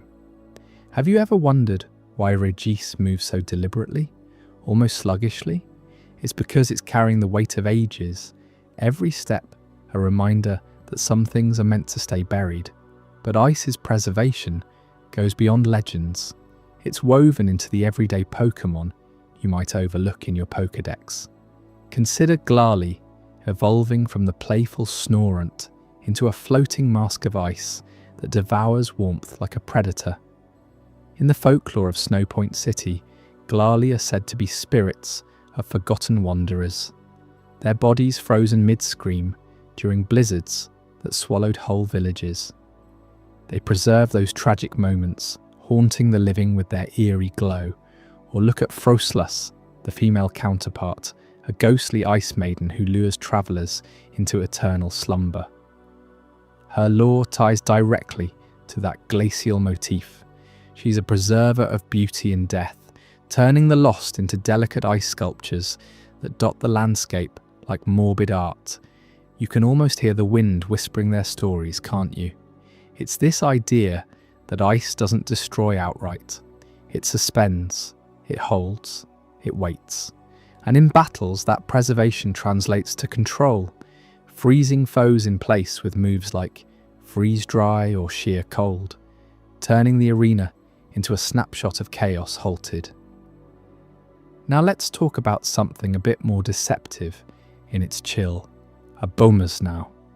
At first glance, this towering yeti seems like the brute force of winter, its pine-like fur camouflaging it in snowy forests, while it summons hailstorms that blanket the battlefield. But here's where the frailty creeps in. A bomas now is no unbreakable glacier.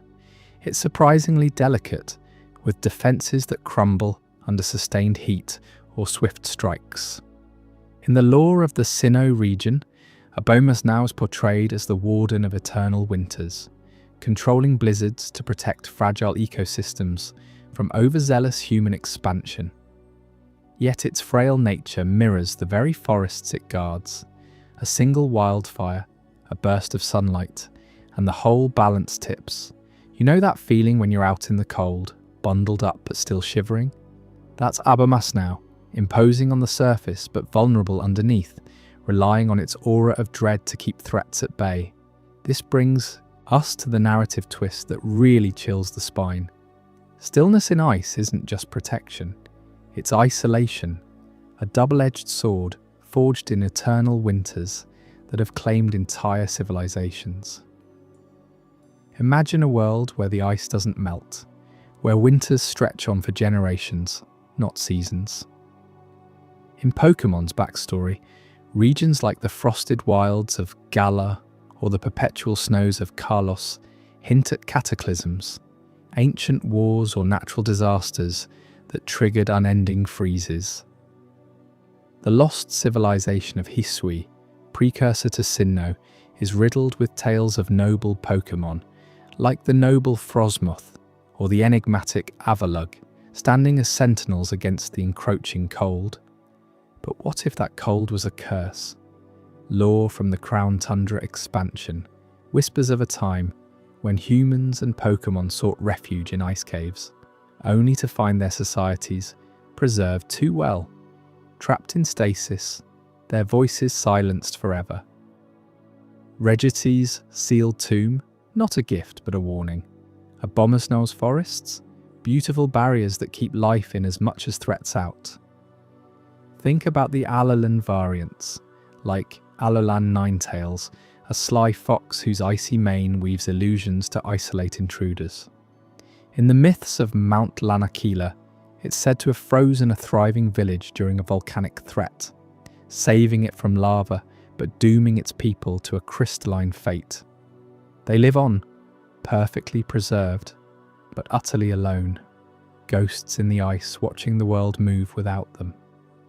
Or consider the Cryogonal, those floating snowflake Pokémon that drift through the upper atmosphere, collecting moisture from distant storms. They're pure isolation incarnate, never touching ground. Their hexagonal forms a symbol of cold detachment. You might battle one and think it's just a fragile spinner, but its lore reveals a poignant truth. These beings preserve the purity of winter's breath, but at the cost of any warmth, any connection. Doesn't that make you pause? In a universe full of fiery passions and electric thrills, ice teaches us that true stillness can be the loneliest vigil. Diving deeper, let's explore how this plays out in the broader Pokémon ecosystem. Ice types often pair with other elements to amplify their ancient vibes. Water-ice combos like Lapras, the transport of forgotten seas, carrying passengers across frozen waters while humming lullabies of drowned cities. Lapras' lore in the Kanto region ties it to poachers who nearly drove it to extinction, but its migratory patterns preserve pods of these gentle giants in hidden fjords, isolated from harm. Then there's the ground-ice hybrid, like the mammoth Pokémon Mamoswine, a prehistoric beast thawed from permafrost in Sinnoh's history. Fossils and ancient bones suggest it once roamed with early humans, only for a great freeze to bury their partnership under ice sheets. When you revive Swinub into Piloswine and then Mamoswine, you're not just evolving, you're resurrecting a bond lost to time, a preservation that borders on resurrection. But let's not forget the frailty that underscores it all. In battles, ice types are glass cannons, their high offense tempered by defenses that melt under pressure. Why? Because the law symbolizes cold's delicate balance, the beauty of a snow-covered mountain, pristine and majestic, but one avalanche away from catastrophe. A Bombers-Now's snow warning ability calls in hail that chips away at unprotected foes, controlling the field like a conductor of winter's symphony. Yet it faints to a single rock slide if caught off guard. Regis boasts immense special defense, a nod to its ancient resilience, but its physical frailty reminds us that even legends can crack. This ties directly to the revelation of ice's core duality. The allure of frozen beauty draws you in, promising safety in its embrace, but linger too long, and the danger reveals itself. The numbness, the isolation, the shatter, moves like aurora veil offer fleeting protection, a shimmering barrier that preserves your team's momentum, but it fades, leaving you exposed. It's a type that forces you to dance on the edge, respecting the cold without being consumed by it. You feel that tension, right? It's what makes ice battles so thrilling. Will your Glaceon freeze the opponent solid with a blizzard, preserving your lead, or will a fire punch turn it to steam? In competitive play, trainers exploit this by stacking ice with steel for durability, like in the case of Setiton, the hulking walrus from Paldea, whose blubber insulates against the chill it wields. But even then, the lore lingers.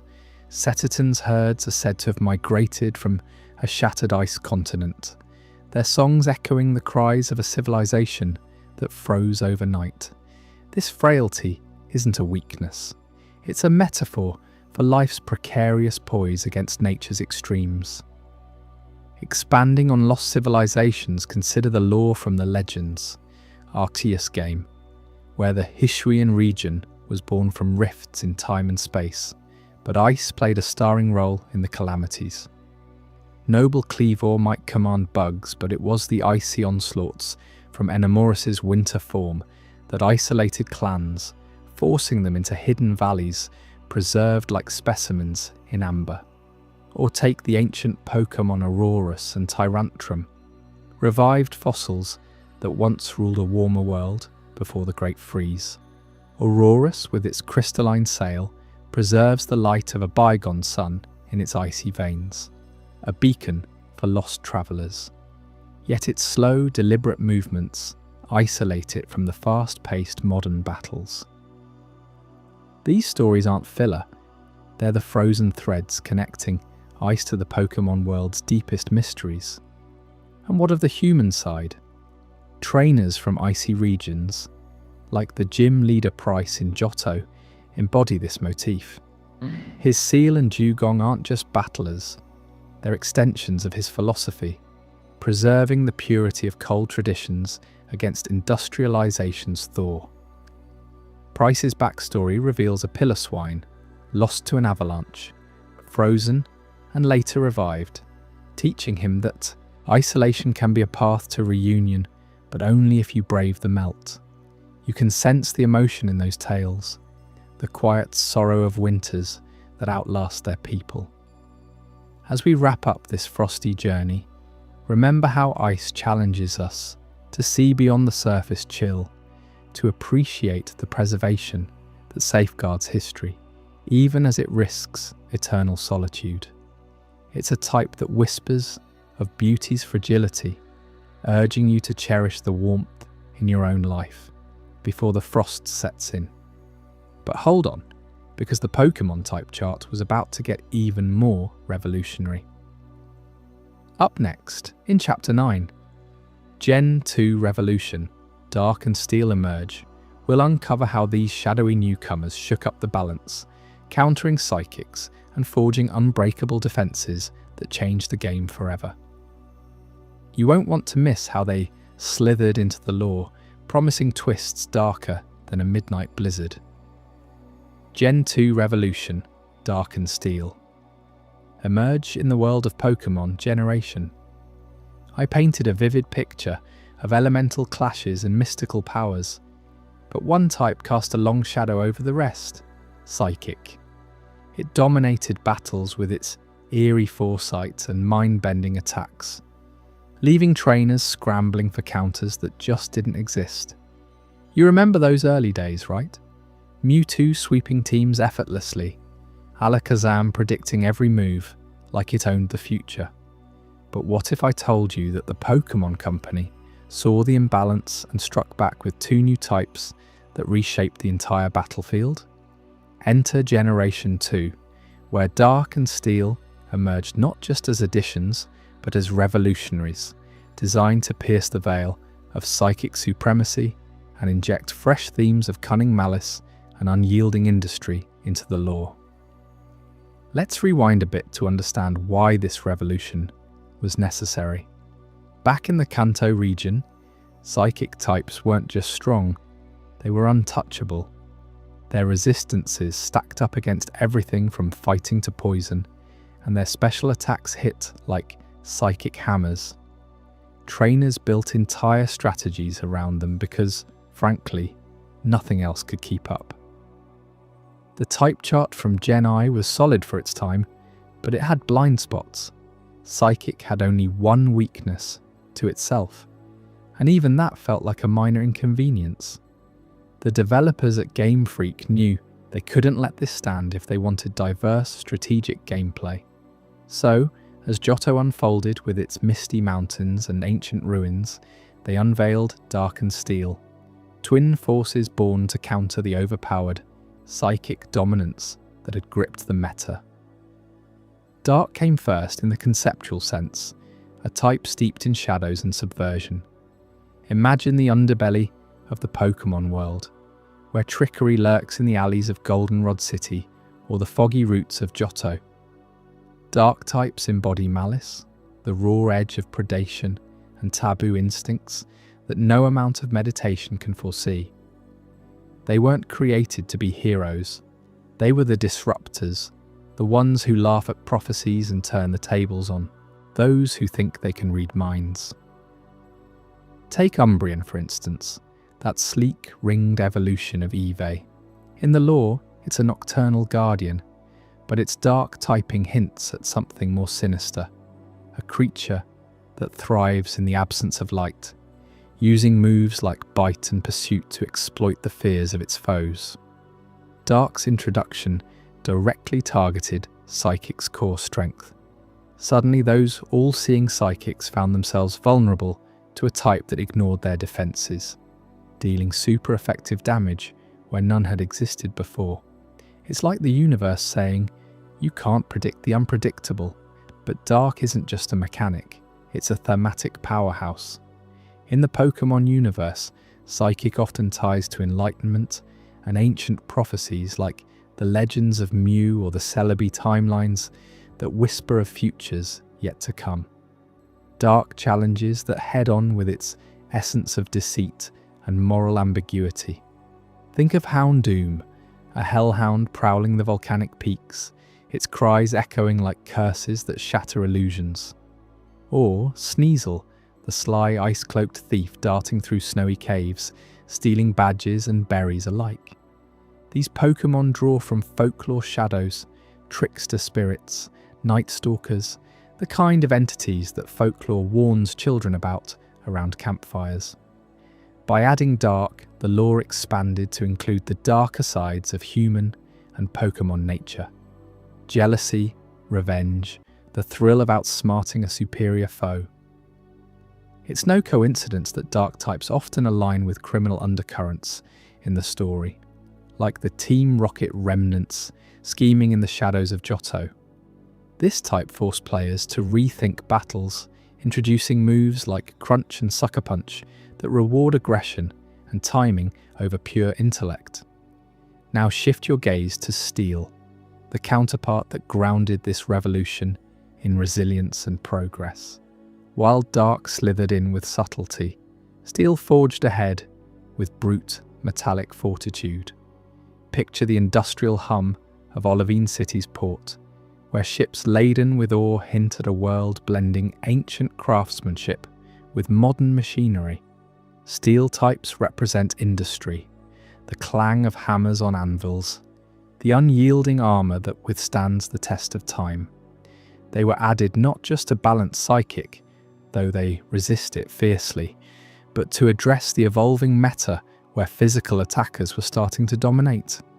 In Gen I, Rock and Ground had held the line for defense, but as strategies deepened, something tougher was needed. Steel stepped in with an absurd array of resistances, 14 in total, shrugging off normal, flying rock, bug, steel, grass, psychic, ice, dragon, and even its own kind. Only fire, fighting, and ground could dent it, making Steel the ultimate tank. Lore-wise, Steel weaves technology into the Pokémon tapestry, evoking ancient suits of armor from samurai tales or the gears of futuristic cities. Skarmory, that razor-feathered bird of prey, isn't just a flyer, it's a living blade forged in the fires of Silver, its body a testament to nature's mimicry of human ingenuity. Or consider Magnemite and its evolutions, floating orbs of electromagnetic force, born from the pollution of power plants and the spark of innovation.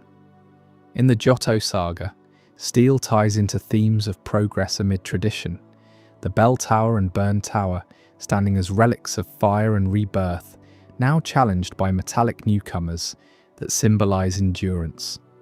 But here's the twist that makes Steel so fascinating. Its durability wasn't just a patch for the meta, it blended cutting-edge technology with echoes of ancient lore.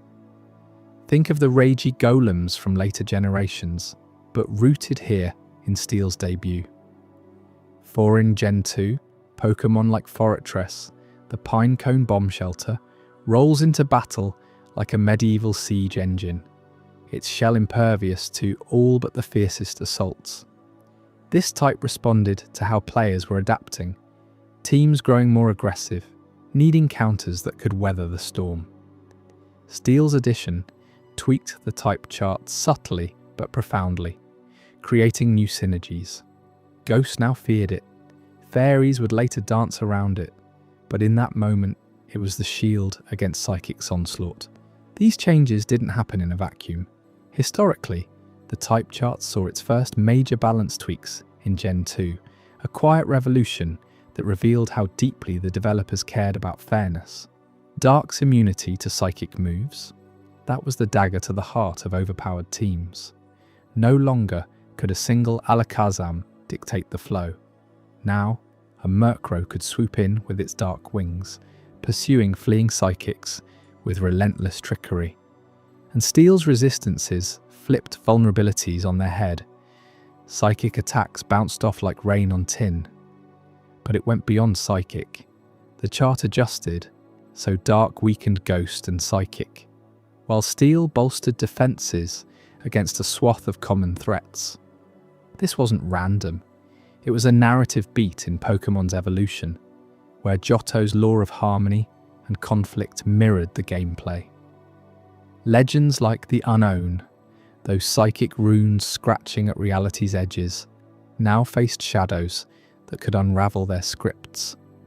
Dark's trickery challenged psychic prophecies directly. Imagine a Lugia soaring over the sea, its psychic aura pierced by the sly machinations of a Zorok illusionist, turning visions of destiny into mere smoke. You can feel the shift, can't you? Generation 2 didn't just add types, it injected depth into the world's mythology. Dark brought the thrill of the forbidden, the rush of outwitting fate, while Steel offered the satisfaction of standing firm against chaos. Together, They countered Psychic's reign, but they also opened doors to new stories. Pokémon like Tyranitar, with its rock-dark duality, rampaged as a pseudo-legendary force of destruction, its sandstorms blotting out Psychic's sight. Or Steelix, Onyx's metallic upgrade, burrowing through Earth like a drill from the Industrial Age, its coils unbreakable. These weren't filler, additions. They were lore-rich evolutions that tied into Johto's themes of rediscovery. The region itself, with its ruins and modern cities, became a canvas for malice lurking in the old and industry forging the new. Delve deeper, and you'll see how these types influence battles beyond the basics. Dark moves like Feint Attack ignore accuracy, embodying that unpredictable edge, perfect for lore moments where a sneaky Absol foretells disaster not with psychic clarity, but with ominous dark harbingers. Steel, meanwhile, introduced flash cannon and iron defense, moves that scream of forged weapons and impenetrable barriers. In competitive play, steel types like Sizer became meta-defining, their bullet punch speed blending industry with insect agility. But strip away the stats and the lore shines. Steel is the bridge between prehistoric fossils and cybernetic futures. Dark as the whisper that topples empires built on mind alone.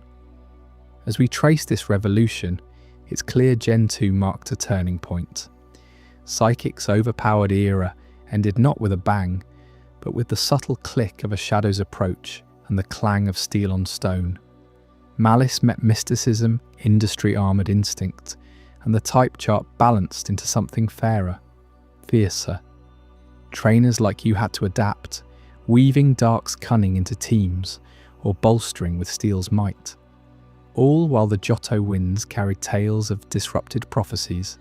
But hold on, because this balance didn't stop at shadows and metal. Next, in Chapter 10, Fighting and Poison, we'll uncover how these raw visceral types evolved from Gen I's foundations into engines of discipline and decay, twisting the lore in ways that might just redefine your view of Pokémon combat. What secrets do they hide in their fists and toxins? Stick around. You won't want to miss how they punch through the revolution we've just explored. Fighting and Poison. Did you know that in the Pokémon world, a single punch from a Machamp can shatter boulders? Yet it's the subtle seep of poison from a Muk that can corrupt an entire ecosystem over time. That's the raw clash we're exploring today. The unyielding discipline of fighting types versus the creeping corruption of poison. These two forces don't just battle on the field, they represent the eternal tug-of-war between brute strength and insidious decay, shaping heroes and villains in the shadows of Kanto's gyms and beyond. Let's start with fighting, the type that embodies the pinnacle of physical mastery. Imagine a world where discipline isn't just a virtue, it's a weapon. Fighting Pokémon aren't born with flashy elemental powers. They're forged through relentless training, much like the martial artists who inspired them. Take Machamp, the four-armed powerhouse from Generation 1. Its Pokédex entry describes how it can hurl cars like toys and deliver punches at supersonic speeds.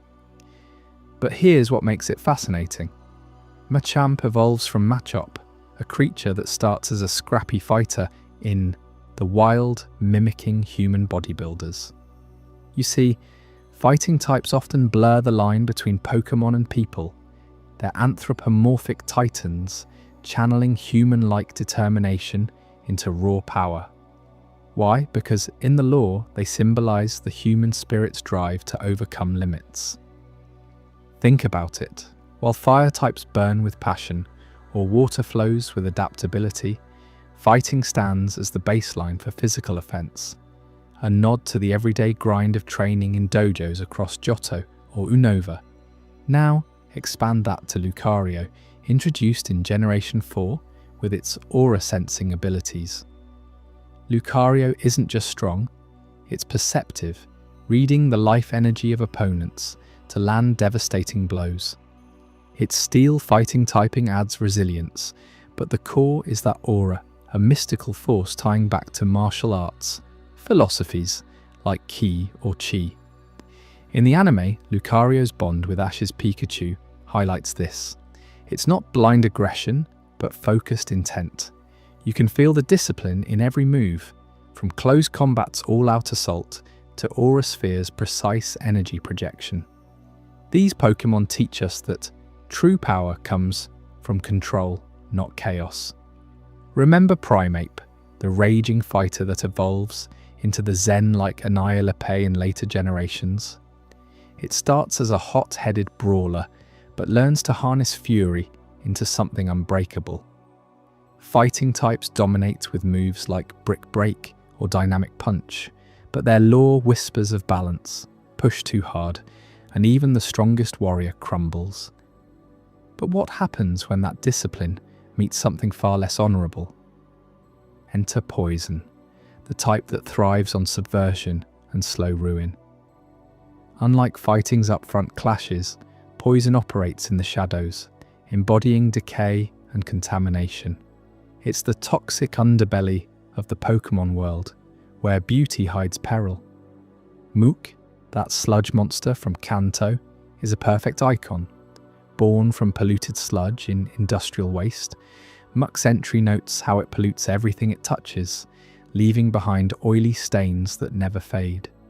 You wouldn't believe how this ties into real-world environmental themes. Game Freak drew from urban pollution to craft Poison's motif, making it a cautionary tale. In battles, Poison inflicts status ailments like poisoning, where damage ticks away turn after turn, mirroring how toxins erode health over time. It's not a quick kill, it's corruption that lingers. Dive deeper, and Poison's narratives reveal a darker side. Consider wheezing, evolving from the mischievous coughing, which floats like factory exhaust. In the games, Team Rocket's use of Ekans and Arbok underscores Poison's association with villainy, slippery, underhanded tactics. But it's not all malice, there's tragedy too. Roserade, the elegant poison grass type, wields thorny whips laced with venom, yet its lore hints at a poisonous beauty that lures prey. You see, poison Pokémon often represent moral decay, where power comes at the cost of purity. Moves like Toxic or Sludge Bomb don't just hurt. They symbolize how ambition can fester into something destructive. In the Sinnoh region, Toxicroak's dual fighting poison typing, yes, it bridges our two focuses, shows a poison frog that kicks with deadly precision, blending martial skill with lethal secretion. Isn't it intriguing how poison creeps into other types, corrupting from within? Now let's merge these worlds, because fighting and poison aren't isolated. Their interplay reveals profound stories of discipline versus decay. Picture a trainer facing a choice: rely on the honourable might of a Conkeldurr, swinging steel beams like a construction site samurai, or unleash the vile cunning of a Dragalge, a seahorse that spews corrosive bubbles? The contrast is stark. Fighting's physical offence is direct, a test of wills where strength meets strength. You charge in with high jump kick, risking recoil if you miss, embodying the discipline to commit fully. But poison counters with insidious toxins, wearing down that very fortitude. Why does poison resist fighting? In the type chart, it's because brute force can't easily purge deep-seated corruption. A Machamp's punch might scatter sludge, but the poison seeps back, status damage chipping away at stamina. This intertwined lore shines in narratives across the series. Take the Unova saga, where the fighting type Throh and Sork represent rival dojos, their disciplined grapples contrasting the sneaky poisons of the Seven Sages' plans.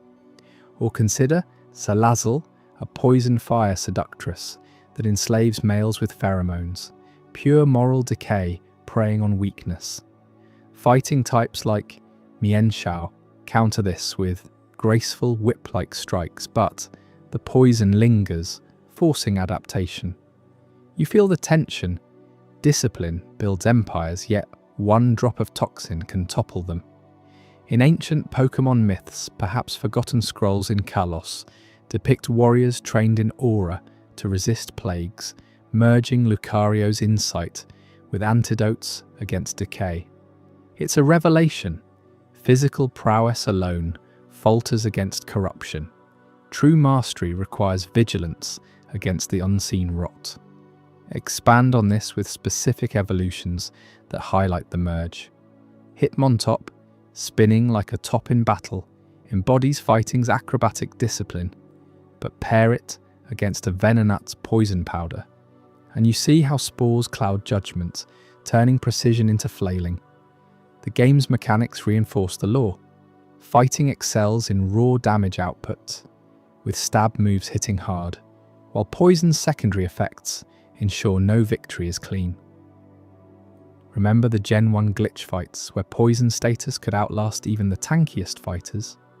It was unintentional, but it captured the essence. Endurance meets erosion. Delve into cultural inspirations, because Pokémon lore draws from global martial traditions and toxic folklore. Fighting types echo karate from Okinawa or kung fu legends, where masters like Bruce Lee-inspired figures tame inner beasts. Poison, meanwhile, pulls from alchemical warnings and fairy tales of wicked witches brewing potions. In Alola, the poison fighting type Kommo-o, wait, no, that's dragon fighting, but close, actually Toxapex, the coral that poisons with sticky traps, contrasts the honourable sumo-like Hariyama. You can almost hear the clash, a booming belly flop versus tentacles that numb and dissolve. But let's make this personal. What if you were a trainer in this world? Would you build a team around the unyielding fists of a Pangoro, a bamboo-wielding brawler with a code of honour, or the slimy schemes of a Gudra's distant cousin, like the Goomy line that starts innocent but evolves into acid-spewing dragons tainted by poison vibes? The choice reveals your philosophy. Fighting demands sweat and strategy. Poison invites shortcuts, but at what price? In the anime's Orange Islands arc, the fighting type Hitmonchan's precise jabs face off against poison gas from a wheezing, showing how discipline pierces the haze. As we uncover these layers, the revelation hits. Fighting and poison aren't opposites by accident. They tell intertwined tales where martial purity battles moral erosion. A Lucario's aura might detect the corruption in a Muck's core, purifying it with a focused strike. But often, the toxin adapts, mutating into something deadlier like a Nihilego, an ultra beast that possesses hosts, turning allies into puppets. This dance of power and pollution defines battles, from gym challenges to legendary confrontations. Imagine Zinnia from Hoenn, her fighting prowess tested against primal poisons in ancient ruins. It's suspenseful, isn't it? One wrong move and discipline dissolves into decay. Yet there's hope in the balance. Pokémon like Poliwrath, water fighting with subtle poison resistance, through its frog heritage, show hybrid paths, or Gallade, psychic fighting, using telekinesis to evade toxins. These evolutions suggest that true strength integrates awareness of corruption, forging warriors who punch through sludge and emerge cleaner. In competitive play, you strategize this daily. Pair a Scraggy with a Salandit for a poison-fighting duo that overwhelms with tainted Taekwondo. The lore evolves too. Recent games like Scarlet and Violet introduce paradox forms where ancient fighters wield poison-laced relics, blurring timelines of discipline and downfall. Think about the environmental narratives. Poison types like Trubbish, born from discarded trash, critique human waste, while fighting types like Crabrawler evolve through island brawls, symbolizing natural hierarchies. Together, they warn, unchecked power pollutes, but disciplined action cleanses. In Galar's wild areas, a Cramorant's dive might stir toxic waters, only for a Phalanx squad, yes, fighting's marching formation, to charge and purify. You won't believe how these motifs tie into trainer backstories. A character like Bee from Galar trains relentlessly to combat industrial poisons encroaching on her homeland. Pushing further, consider the psychological angle. Fighting's discipline fosters resilience, much like real-world athletes pushing limits, but poison's corruption mirrors addictions or doubts that gnaw from inside. A story from the manga's Delta episode has a trainer's Lucario succumbing to a venomous illusion, only redeemed through aura meditation. It's emotional, pulling you in. Do you root for the clean knockout or fear the lingering sting? This duality keeps the type chart dynamic. Poison's weaknesses to ground, and psychic force fighters to evolve tactics, revealing deeper lore layers. As our exploration of these corrosive combatants wraps up, you're left pondering the fragile line between might and malaise. But don't worry, we're not done unearthing the Earth's secrets yet. Up next in Chapter 11, Ground and Rock, we'll shift to the unshakable foundations of the world, where seismic forces and ancient stones guard treasures and trigger cataclysms that could bury even the mightiest fighter or dissolve the deadliest toxin. What hidden powers lie beneath your feet? Stick around to find out. Ground and Rock. Did you know that beneath your feet, the earth itself pulses with a power that can swallow mountains whole? That's the raw essence of the ground type in Pokémon, a force as unyielding as the planet's core, channeling the stability of soil and stone into devastating seismic might. We're talking about Pokémon that don't just stand their ground, they reshape it, turning the battlefield into a graveyard of cracks and craters. As we continue our deep dive into the lore of every Pokémon type, let's unearth the secrets of ground and its rugged counterpart, rock. Two types that together form the unbreakable backbone of the Pokémon world. Ground types draw their power from the very dirt and bedrock that make up our world, embodying the Earth's quiet endurance and sudden fury. Think about it. The ground is always there, supporting everything above it, but when it stirs, entire landscapes change in an instant. This duality of calm stability and explosive disruption is what makes ground Pokémon so fascinating. They're not flashy like fire or swift like electric. They're methodical, patient, and overwhelmingly powerful when they strike. In the Pokémon universe, ground represents the foundational forces of nature. Earthquakes that level cities, sinkholes that devour the unwary, and vast tunnel networks that connect distant regions, like hidden veins under the skin of the world. Take Diglett, for instance, that unassuming little mole Pokémon from the Kanto region. At first glance, it seems harmless, just a head poking out of the soil with a perpetual grin. But lore whispers that Digletts are master excavators, capable of tunneling through mountains in mere hours. In the games, Diglett's ability to burrow underground and emerge with a surprise attack mirrors real-world seismic activity, where the Earth shifts silently before unleashing chaos. Trainers who've encountered wild Diglett populations in the Vermilion Diglett's Cave describe how the ground trembles faintly before a horde bursts forth, turning a peaceful hike into a frantic evasion. It's this stability through motion that defines ground.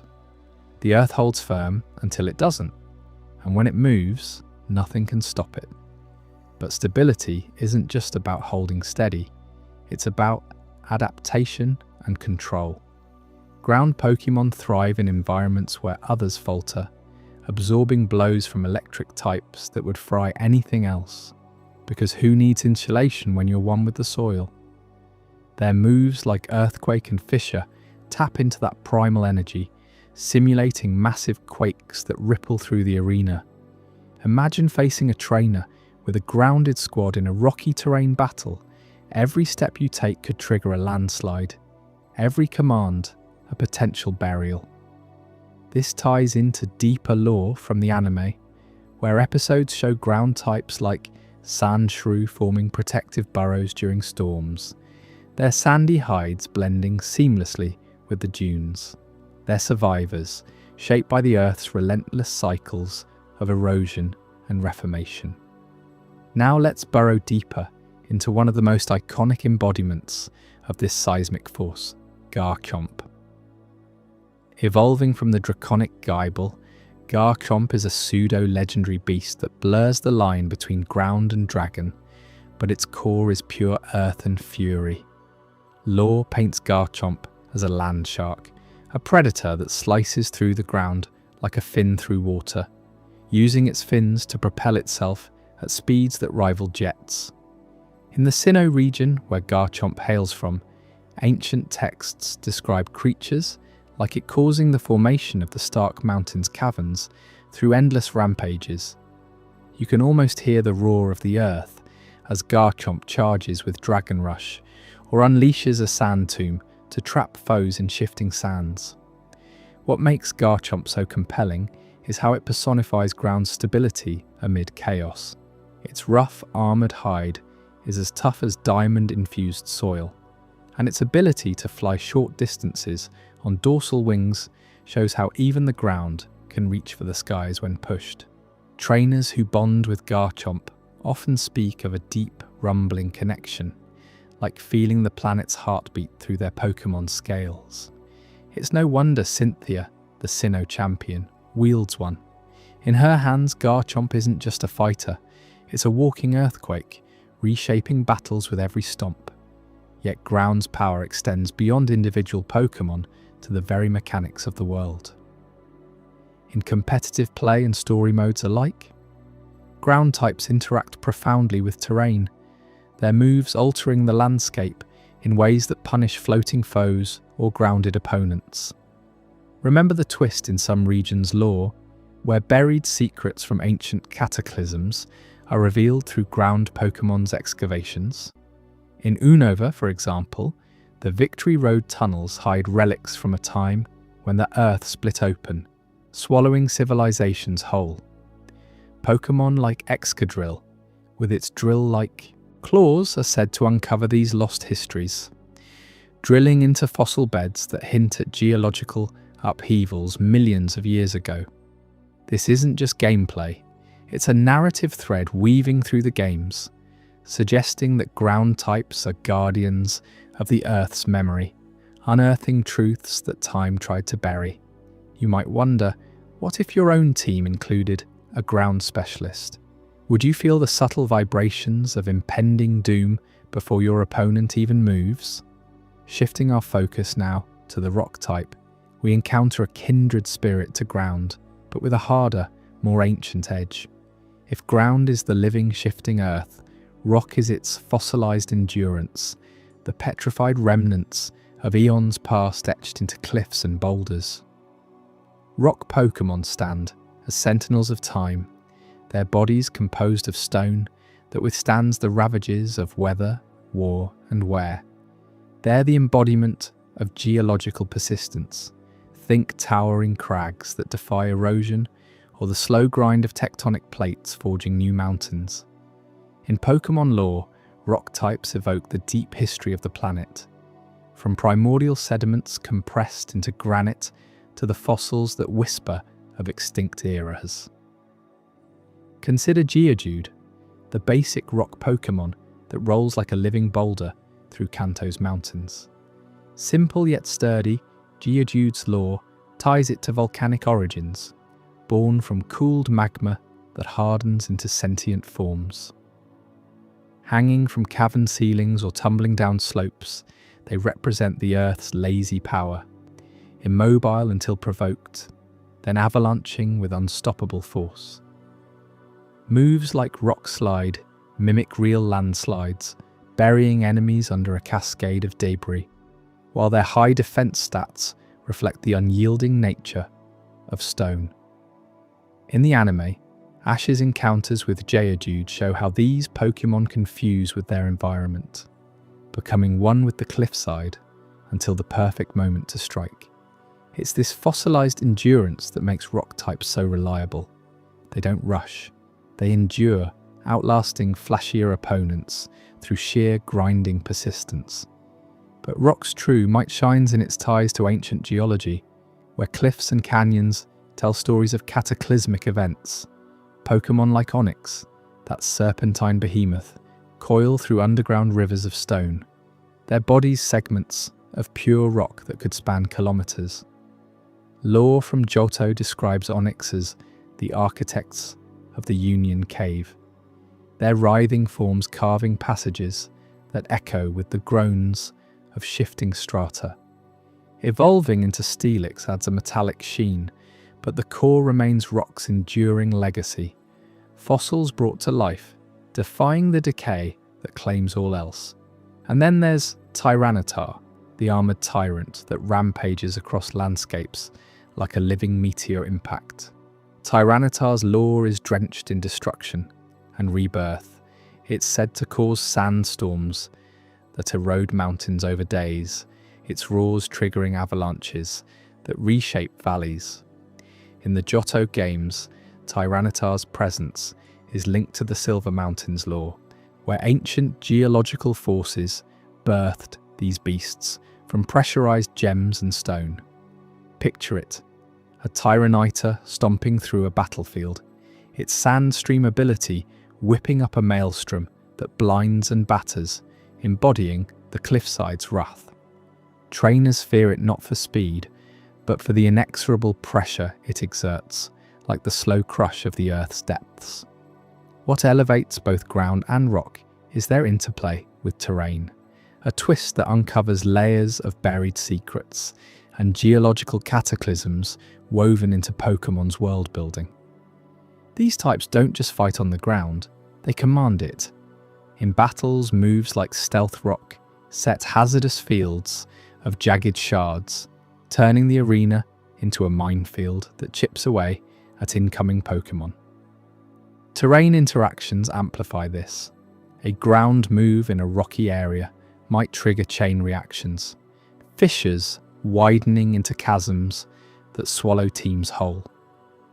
Lore expands on this in regions like Hoenn, where the Sutopolis City Gym showcases rock and ground synergy, with walls that crumble under seismic assault, revealing murals of ancient floods and quakes that birthed the land's islands.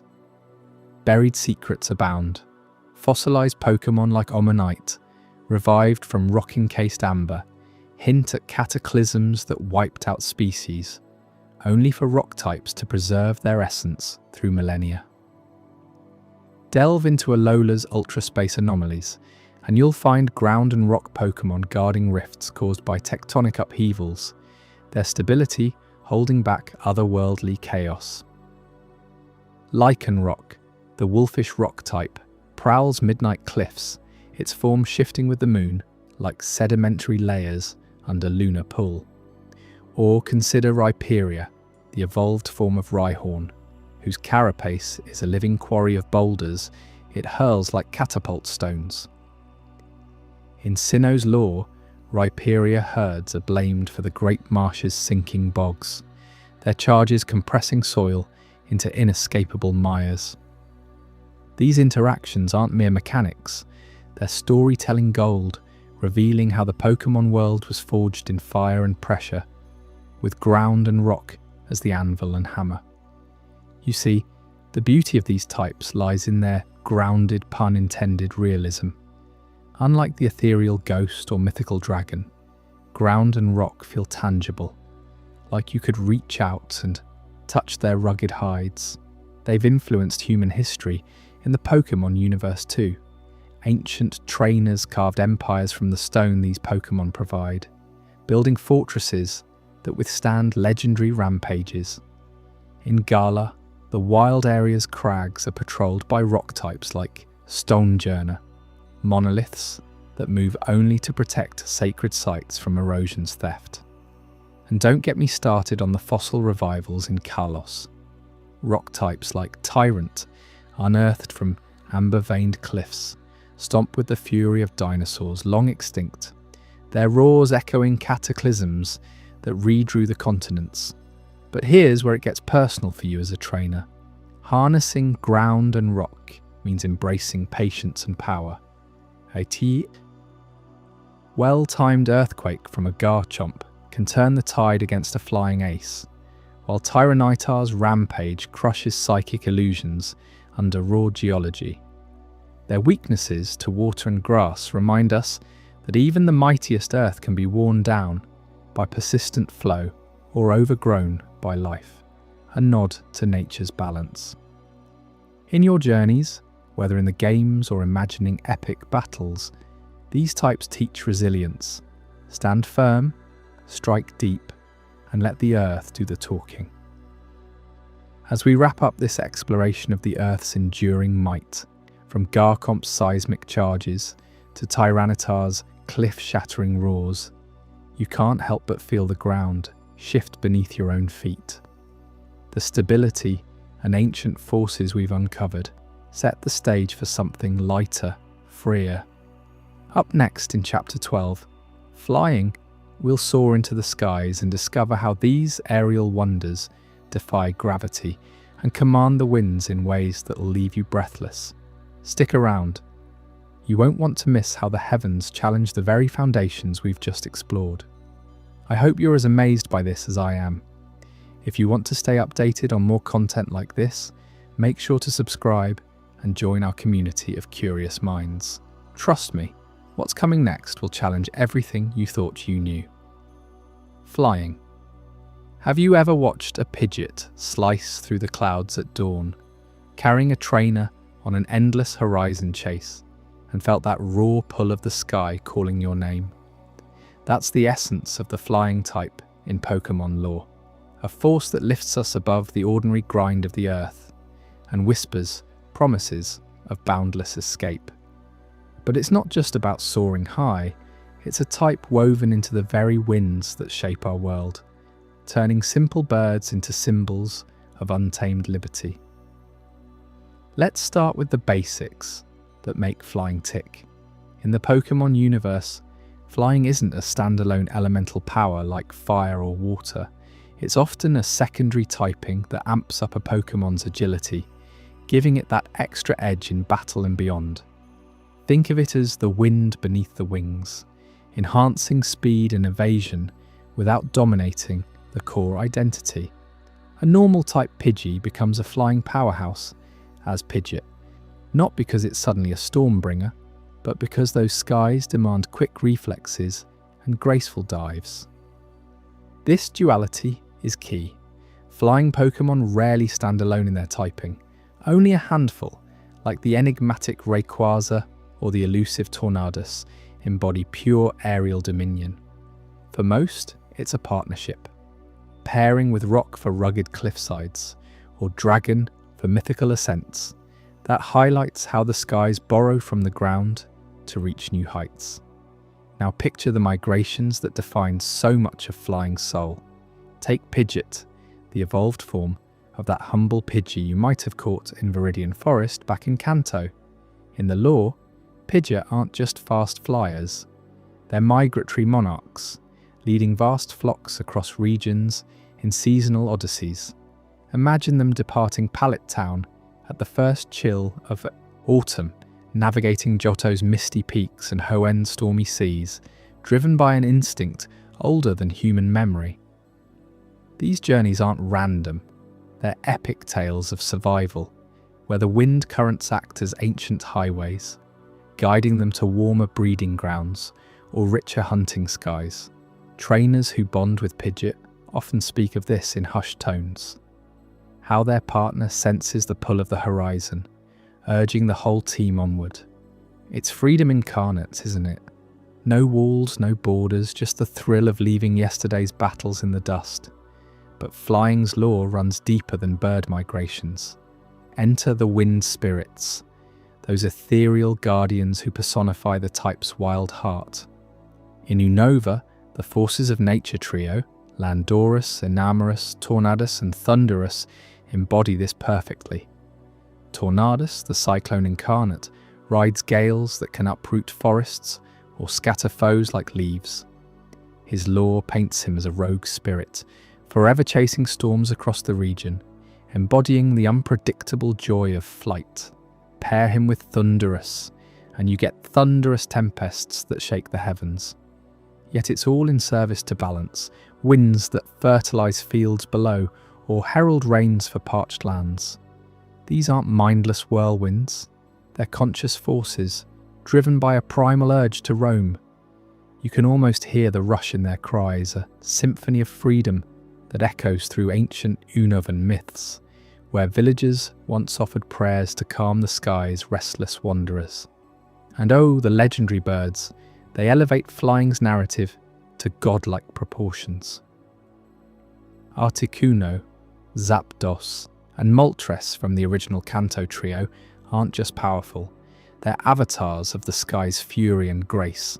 Articuno glides over icy tundras, its wings frosting the air into blizzards that preserve frozen secrets.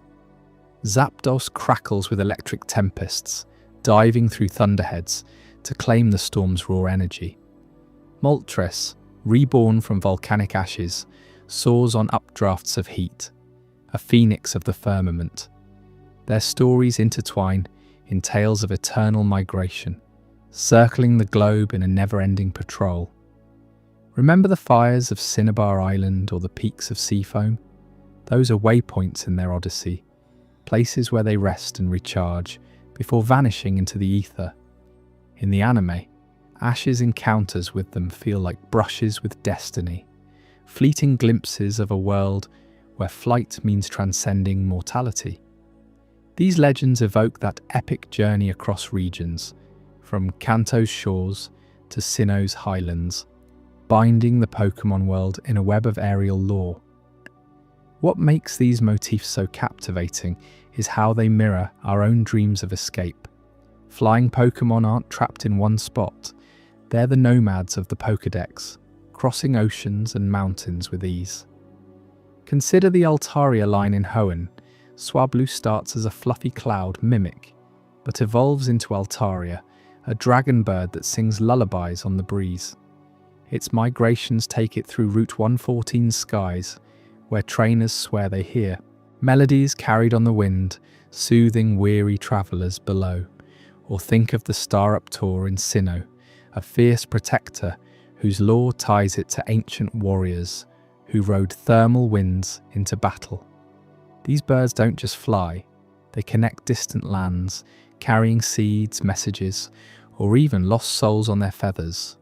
It's mobility as magic, wind spirits as allies in the grand adventure. You start in one region, but with a flying partner, the whole world unfolds like a map in the clouds. Yet for all this lofty allure, flying's lore isn't without its shadows. Here's where the revelation hits.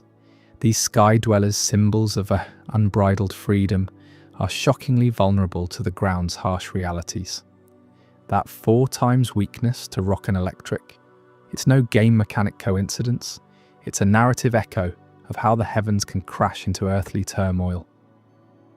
Imagine a majestic Lugia, guardian of the sea's whirlwinds, brought low by a seismic quake from a ground type like Garchomp. In Johto's legends, Lugia dives to calm oceanic storms, but even it fears the tremors that ripple from below, pulling it into conflicts it can't evade. The pull of earthbound strife contrasts sharply with those ideal flights, Pidgeot's flock scattered by a rock slide, or Articuno grounded by a bolt from Zapdos's own storm. It's a poignant reminder. Freedom comes at a cost. The winds may promise escape, but the world's foundations demand reckoning, forcing aerial heroes into battles where agility alone won't save them. This tension fuels some of the most gripping stories in Pokémon canon. Take Rayquaza, the sky-high dragon of Hoenn. As a pure flying type in its megaform, it patrols the ozone layer, regulating meteors and primal forces. But its lore reveals a deep tie to the ground. Deoxys's space invaders threaten the planet's core, drawing Rayquaza down into primal rage. That epic journey from stratosphere to showdown isn't just flight, it's a descent into Earth's chaos, where wind spirits clash with seismic powers. Or consider the Tapu Guardians in Alola. Tapu Koko rides electric gales, but its aerial dances are rituals to protect islands from volcanic upheavals.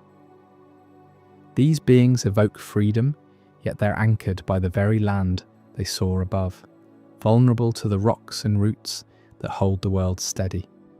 Diving deeper, flying's role in the type chart underscores this duality. It's super effective against fighting, grass and bug, prey that can't easily reach the skies, mirroring how winds topple trees or scatter swarms. But those weaknesses, ice can freeze wings mid-flight, rock avalanches bury the bold, and electric zaps the currents they rely on. In lore terms, it's poetic, the agile escape artist grounded by nature's anchors. Remember Genai's origins? Flying was there from the start, enhancing birds like Fearow or Dodrio, but it evolved with the games. By Gen 2, as Dark and Steel shook up the meta, flying found new synergies, like Skarmory's metallic wings slicing through foes, and in Gen 6, Fairy's Edition gave flying fresh counters, but it never lost that core motif of mobility over might. Let's explore more examples to really feel this out. In Kalos, the Talonflame line embodies fiery flight. Fletchling migrates through Lumiose City's spires, evolving into a blaze-tailed comet. Its lore ties to ancient couriers who used these birds to relay war messages across regions. Winds carrying secrets faster than any human steed. But vulnerability strikes. A single earthquake from a grounded foe, and that speed becomes a liability. Or bravery in Unova, the valiant eagle whose proud cries echo freedom's call. Trainers bond with it for cross-country treks, but its earthbound rivals, like Excadrill burrowing up, remind us skies aren't invincible. Even pseudo-legendaries get in on it. Salament's dragonflying starts as a grounded bargain, dreaming of heights, smashing its head against cliffs until it evolves. That migration from despair to dominance, pure flying heart, winds lifting the once frustrated beast into legendary status. Yet, in battles against ground types like Clay's Excadrill, it learns humility, the earth's pull yanking at its wings. And don't overlook the migratory herds. In Galar, Corvic Knight's steel-feathered flocks ferry passengers across the wild area, their routes mapped by ancestral winds. Lore whispers of ghost winds guiding them, but rock slides from Dynamax dens test their resolve. It's these journeys, epic, region-spanning, that make flying feel alive, a type that invites you to pack your bag and chase the next gust. As we touch down from these heights, consider how flying weaves into broader Pokémon ecology. Winds pollinate grass fields, aid water currents, even stir electric storms. But always, that contrast lingers. The thrill of ascent versus the crash of reality. It's what makes bonding with a flying Pokémon so addictive. You feel the freedom, but you respect the risks. We've soared through migrations, wind spirits, and those legendary epics, but now, as the skies clear, we're turning our gaze inward. Up next in Chapter 13, Psychic and Ghost, where the mysteries of the mind collide with the shadows of the unseen.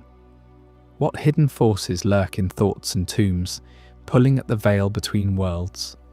You won't want to miss how these types unravel the Pokémon universe's deepest enigmas. Stick around, because the hauntings are just beginning. Psychic and Ghost. Did you know that in the Pokémon world, the line between your thoughts and the unseen spirits around you is thinner than a Ghastly's veil? Welcome to Chapter 13, where we unravel the enigmatic duo of Psychic and Ghost types, two forces that pull us into realms beyond the physical, challenging everything you thought you knew about reality itself. Let's start with Psychic, the type that taps directly into the power of the mind. Imagine harnessing thoughts as weapons, bending spoons with a glance, or peering into futures yet to unfold. This isn't just fantasy, it's the core of psychic Pokemon's essence. From the very beginning, these creatures embody mysticism and telepathy, turning the intangible into something profoundly real. Take Mewtwo, for instance. Created in a lab as the ultimate psychic powerhouse, Mewtwo isn't just strong, it's a tragic intellect, a being born from human ambition who questions its own existence. Its psychic abilities aren't brute force, they're a deep, probing telepathy that can rewrite memories or shatter illusions. You've probably seen it in the movies, that piercing gaze that dives into your soul, making you wonder if it's reading your every secret right now. But Mewtwo represents the pinnacle of psychic evolution, a reminder that true power comes from within, from unlocking the mind's hidden depths. And it's not alone in this cerebral domain. Alakazam, with its legendary IQ over 5,000, stands as the prophet of the psychic world. Picture this, a Pokémon so wise it can foresee battles before they begin, its visions guiding trainers through chaos. In ancient lore tied to the Pokémon universe, Alakazam-like figures were said to be oracles in forgotten temples, their spoons not just tools for bending metal, but conduits for prophetic dreams. You might recall how in the games, Alakazam's moves like future sight plant seeds of destiny. Striking foes turns later when they least expect it. It's telepathy at its most poetic, predicting outcomes, influencing fates. But here's what gets me. These abilities aren't random. They're rooted in a mysticism that suggests psychic Pokémon are bridges to other dimensions, where thoughts shape reality. Ever felt a chill when using a psychic move in battle? That's the type whispering that your mind is mightier than any fist or flame. As we delve deeper, psychic's allure lies in its duality. On one hand, it's the scholar's delight, Abra teleporting away to meditate, evolving into the ever-curious Kadabra, then the enlightened Alakazam. These evolutions mirror human growth, from sleepy potential to enlightened mastery. But flip the coin, and you see the shadows of the mind. Confusion, hypnosis, psychic blasts that can drive opponents mad. Pokémon like Mr. Mime create invisible barriers, not just physical, but mental, trapping you in a mime of your own fears. It's fascinating how this type dominates in strategy, resisting fighting types because brute strength can't touch the ethereal. Yet, it's vulnerable to bug and ghost, reminders that even the sharpest mind can be swarmed by instincts or haunted by the unknown.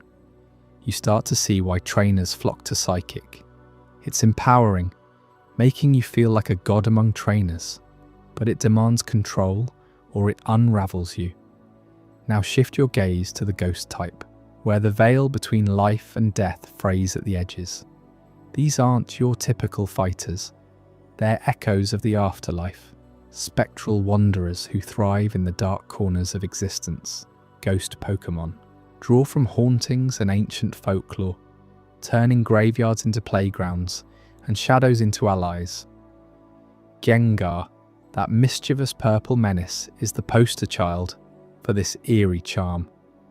Not a ghost in the scary sense, but a playful trickster born from the evolution of Haunter, who needs a trade to fully manifest, almost like sealing a pact with the spirit world.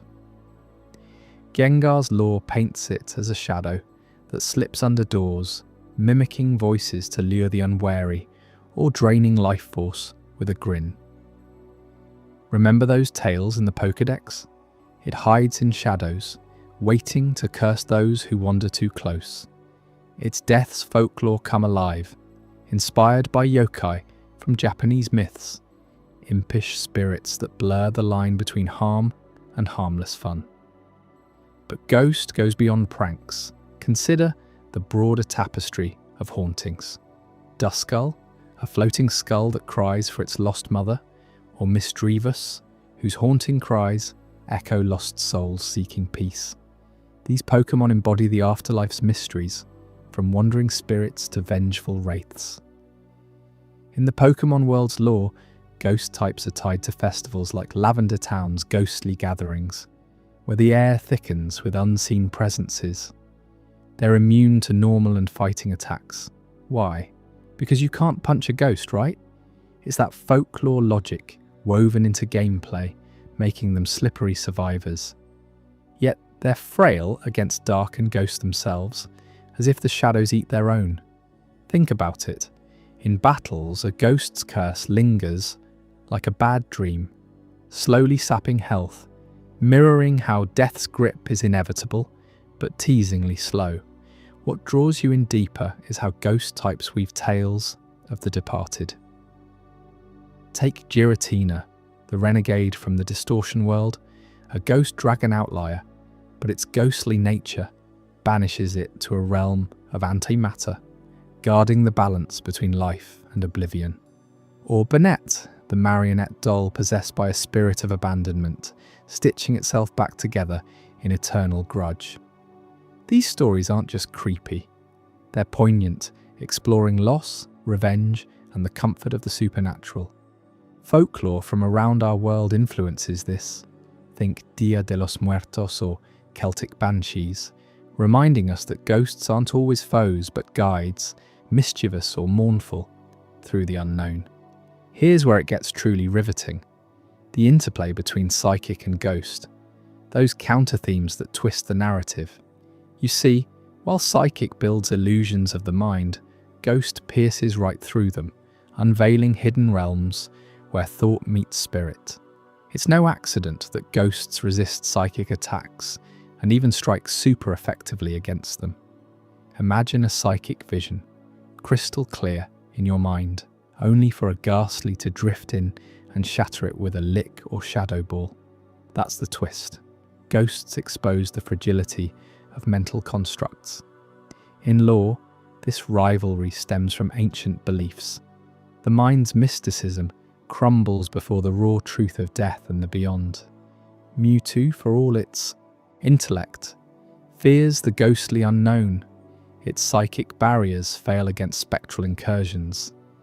Alakazam's prophecies, a Gengar could haunt the vision, turning foresight into fright. This dynamic uncovers layers you might not have considered. Psychic Pokémon craft realities, hypnosis, mirrors, light screens. But ghosts haunt the subconscious, revealing truths buried deep. Take battles where a ghost type like Rotom possesses machinery, blending spirit with mind in a digital haunting, or when Dusclops traps foes in a mean look, locking their psychic escapes.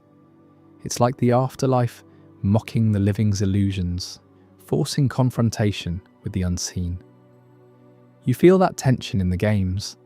A psychic team seems unbeatable until a ghost slips in, unraveling strategies like mist. Lore-wise, this counterplay draws from shamanic traditions, where spirits commune with psychics but often overpower them, unveiling realms of mind and spirit intertwined. Ever battled a mixed team? That moment when a Dream Eater backfires because the target is already a ghost. Pure chills. Diving further, let's explore how these types evolve in the Pokémon saga. In Generation 1, Psychic reigned supreme, overpowered until Dark and Steel arrived, but Ghost was there lurking, underused yet potent. Fast forward, and fusions like Dusknoir, the Grim Reaper of Ghosts, or Reuniclus, a psychic blob of collective thought. Their interactions spark stories. What if a telepathic link with a ghost reveals forbidden knowledge, like the veil between worlds thinning during a full moon? Trainers whisper of such encounters in fan tales, where psychic and ghost together unlock mega evolutions or legendaries like Lunala, the bat-like moon ghost with psychic echoes. But let's ground this in specifics.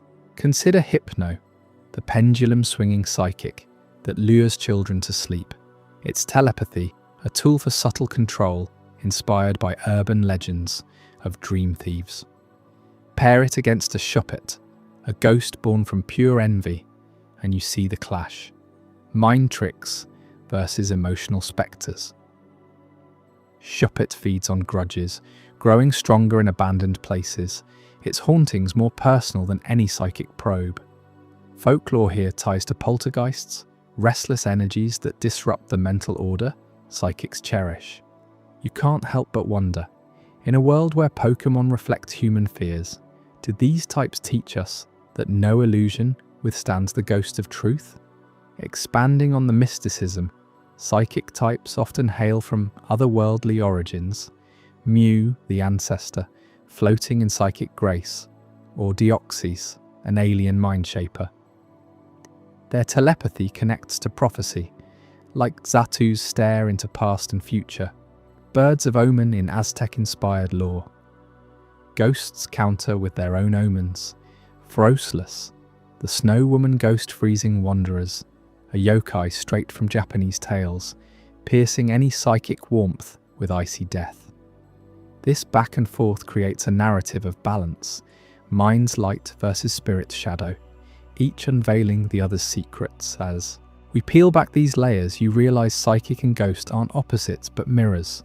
Psychic elevates the intellect to divine heights, while ghost grounds it in mortality's haunt.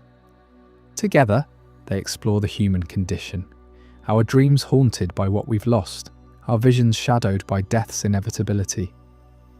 In Pokémon lore, this duo inspires ghost stories around campfires, where trainers share how a Gengar once tricked an Alakazam into seeing its own end, only for the psychic to foresee a counter-haunt. It's playful yet profound, making you question what shadows lurk in your own mind. And just when you think you've grasped their dance, consider the cultural roots. Psychic draws from Eastern philosophies, Zen-like focus, third eye awakenings, while Ghost pulls from global death rites, from Egyptian underworlds to Victorian seances. In the Pokémon universe, this blend creates events like the Ghost Festival in games, where spirits roam freely, challenging psychic barriers. You might recall episodes where Ash's team faces a haunted mansion, psychics faltering as ghosts reveal trapped souls. It's emotional, that reveal, suspense building to catharsis, spirits finding peace through unveiled truths. To wrap this chapter's essence, remember how these types challenge us. Psychic invites you to dream big, telepathically linking with your Pokémon for unbreakable bonds. Ghost reminds you that some bonds transcend life, haunting loyalties that endure. Their counter-themes, a beautiful tension, ghosts stripping away psychic veils to show the raw spirit beneath. You've journeyed through minds and shadows, and now you're primed for something even more legendary. Up next in Chapter 14, Dragon, where we'll soar into the realm of mythic beasts that embody raw ancient power. Creatures so awe-inspiring, they make even the mightiest psychic or ghost seem like mere whispers in the wind.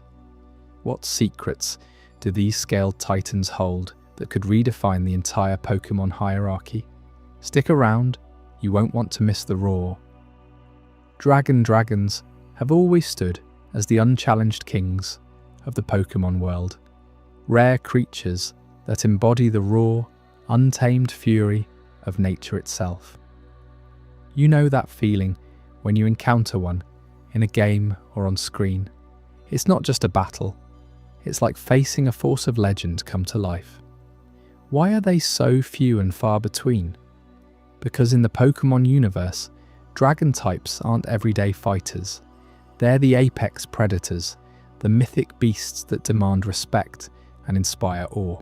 Let's unpack this together, starting with what makes them so extraordinarily scarce and why that rarity elevates them to godlike status. Think about it. Out of over 1,000 Pokémon, only a handful are pure dragon types. We're talking Dratini, its evolutions Dragonair and Dragonite, and a smattering of others like the deceptive-looking Altaria or the ferocious Garchomp. Most dragons are dual-typed, blending their primal essence with elements like ground, flying, or even steel to ground their power in the earth or skies. This scarcity isn't accidental, it's by design. Game Freak crafted dragons to feel exclusive, like hidden treasures in a vast world. You don't stumble upon a dragon in the wild every day. You seek them out in remote caves, stormy peaks, or forgotten ruins. That hunt mirrors the quests of ancient heroes in folklore, where slaying or befriending a dragon meant proving your worth to the gods. Take Rayquaza, for instance. This serpentine Skylord isn't just a Pokémon. It's the guardian of the ozone layer, a being that soars through the atmosphere to maintain balance. Picture it, a massive emerald green dragon uncoiling from the heavens, its body twisting like a living comet. Rayquaza's dominance in the skies is absolute. It can mega-evolve into a form so overwhelming that it halted a meteor in the events of Pokémon Omega Ruby and Alpha Sapphire. But go deeper, and you'll see echoes of ancient serpents from global myths. In Chinese lore, the dragon is a benevolent ruler of weather and water, bringing rain to fertile lands. Rayquaza embodies that, quelling storms and ozone threats with its mere presence. Yet in Pokémon, this supremacy turns fierce when provoked, as seen in its role during the Devon Corporation crisis, where it descended like a wrathful deity to protect the world from Deoxys. This legendary status extends across generations. Remember Dialga, the temporal Pokémon from Sinnoh. It's not just a dragon, it's the embodiment of time itself, a steel-clad behemoth that warps reality with every step. Legends say Dialga's roar can send echoes rippling through eras, creating or destroying timelines. Then there's Palkia, master of space, whose dragon power distorts dimensions, folding the world like paper. And don't forget Giratina, the renegade of the distortion world, a ghostly dragon banished for its violent nature, yet even in exile, it rules shadows and antimatter with unchallenged might. These aren't random designs, they're tributes to creation myths, where dragons forge the cosmos. In Norse tales, the world serpent Jörmungandr encircles the earth, its movements causing earthquakes. Pokémon's dragons capture that scale, making you feel small yet exhilarated as you command them. But rarity alone doesn't define them. It's the aura of natural supremacy that truly sets dragons apart. These Pokémon don't just fight, they dominate through sheer elemental force, as if nature itself flows through their veins. Dragon types boast some of the highest base stats in the game, often skewing toward attack and speed, turning battles into displays of overwhelming power. Moves like Dragon Claw or Outrage aren't subtle, they're cataclysmic, channeling the fury of storms, earthquakes and tidal waves. Imagine facing a Hydreigon, a three-headed brute whose brutal swings can level mountains. Its lore ties it to ancient tyrants, beasts that terrorized lands until heroes rose against them. Yet in your hands, that same power becomes a tool for protection, flipping the myth on its head. This supremacy shines in their role as symbols of raw elemental force. Throughout history, dragons in myths weren't mere monsters, they were creators. In Babylonian epics, Tiamat, the primordial dragon goddess, birthed the universe from chaos, only to be slain and reshaped into the world. Pokémon mirrors this with legendaries like Reshiram and Zekrom from Unova. Reshiram, the vast white Pokémon, embodies truth and fire-infused dragon might, its tail turbine generating flames, hot enough to melt stone. Yet it also represents renewal, igniting ideals that spark progress. Zekrom, the vast black Pokémon, counters with ideals of strength, its electric dragon power thundering like a forge of destiny. Together with Kyurem, the boundary dragon of emptiness, they form a triad straight out of creation lore, where elemental dragons clash to define reality. You can feel this in gameplay too. Dragons resist fire, water, grass, and electric attacks, shrugging off the very forces that define other types. It's as if they've transcended the elemental wars, standing above the fray. But that invincibility comes with a price. Their weakness to ice and fairy, though fairy hasn't entered the picture yet, leaves them vulnerable to the cold bite of winter or the sting of myth's underdogs. Still, pre-Gen 6, dragons reigned supreme, with no true counters to humble their pride. Moves like Dragon Tail Force switches, asserting control over the battlefield like a serpent coiling around prey. And in competitive play, a well-trained Dragonite can sweep teams, its multi-scale ability making it nearly immortal until struck hard. Let's dive into some specific stories that bring this to life. Consider the Dratini line, starting as a shy serpentine larva in the depths of safari zones or Dragon's Den. Evolving into Dragonair, it gains ethereal wings of energy, gliding through mists like a spirit from Japanese yokai tales. Those ethereal dragons that bring fortune or floods. Fully evolved into Dragonite, it becomes a pseudo-legendary powerhouse, said to fly faster than sound across oceans, rescuing ships in storms. Lore describes Dragonite as intelligent and benevolent, contrasting the ferocity of others, yet its power is undeniable. One flap of its wings summons gales that rival Rayquaza's. This evolution arc symbolizes growth from humble origins to mythic stature, much like the dragons in European heraldry, where they guard treasures and test knights' valor. Then there's Garchomp, the Mach Pokémon, a ground dragon hybrid that embodies terrestrial supremacy. Emerging from the deserts of Sinnoh, its finned arms slice through sand like blades, and its speed on land is blinding, up to 8,900 feet per second in lore. Garchomp's design draws from sharks and dinosaurs, fusing prehistoric might with draconic ferocity. In battles, its earthquake move shakes the arena, representing the Earth's vengeful rumble, a nod to dragons as shapers of landscapes in Aboriginal Dreamtime stories, where rainbow serpents carved rivers and mountains. Even pseudo-dragons like Flygon add layers. The Desert Mirage Pokémon, with its buzzing wings and red eyes, evokes the Arabian Jinn or Chinese lung that control winds. Flygon's quiver dance boosts its stats, turning it into a swirling tempest, while its lore speaks of luring travellers with sandstorms, a trickster element amid the raw power. What ties all this together is how dragons symbolize creation myth's elemental force. In Hindu mythology, the dragon-like Naga guard the underworld's waters, essential for life's cycle. Pokemon's Latios and Latias, dragon-psychic Eon duo, protect the world with telekinetic shields, their feathers granting wishes like divine serpents. Or Rayquaza again, stopping Groudon's and Kyogre's primal clash in Hoenn, restoring balance as a mediator of chaos, pure creation through destruction.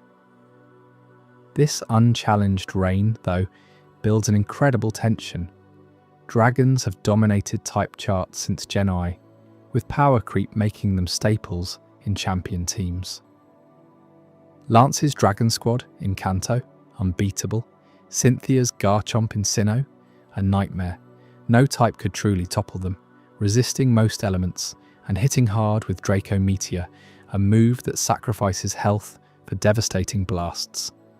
Like a dragon's sacrificial roar in epics. But here's where the story gets intriguing. You sense something's coming, right? That aura of invincibility feels too perfect, too absolute.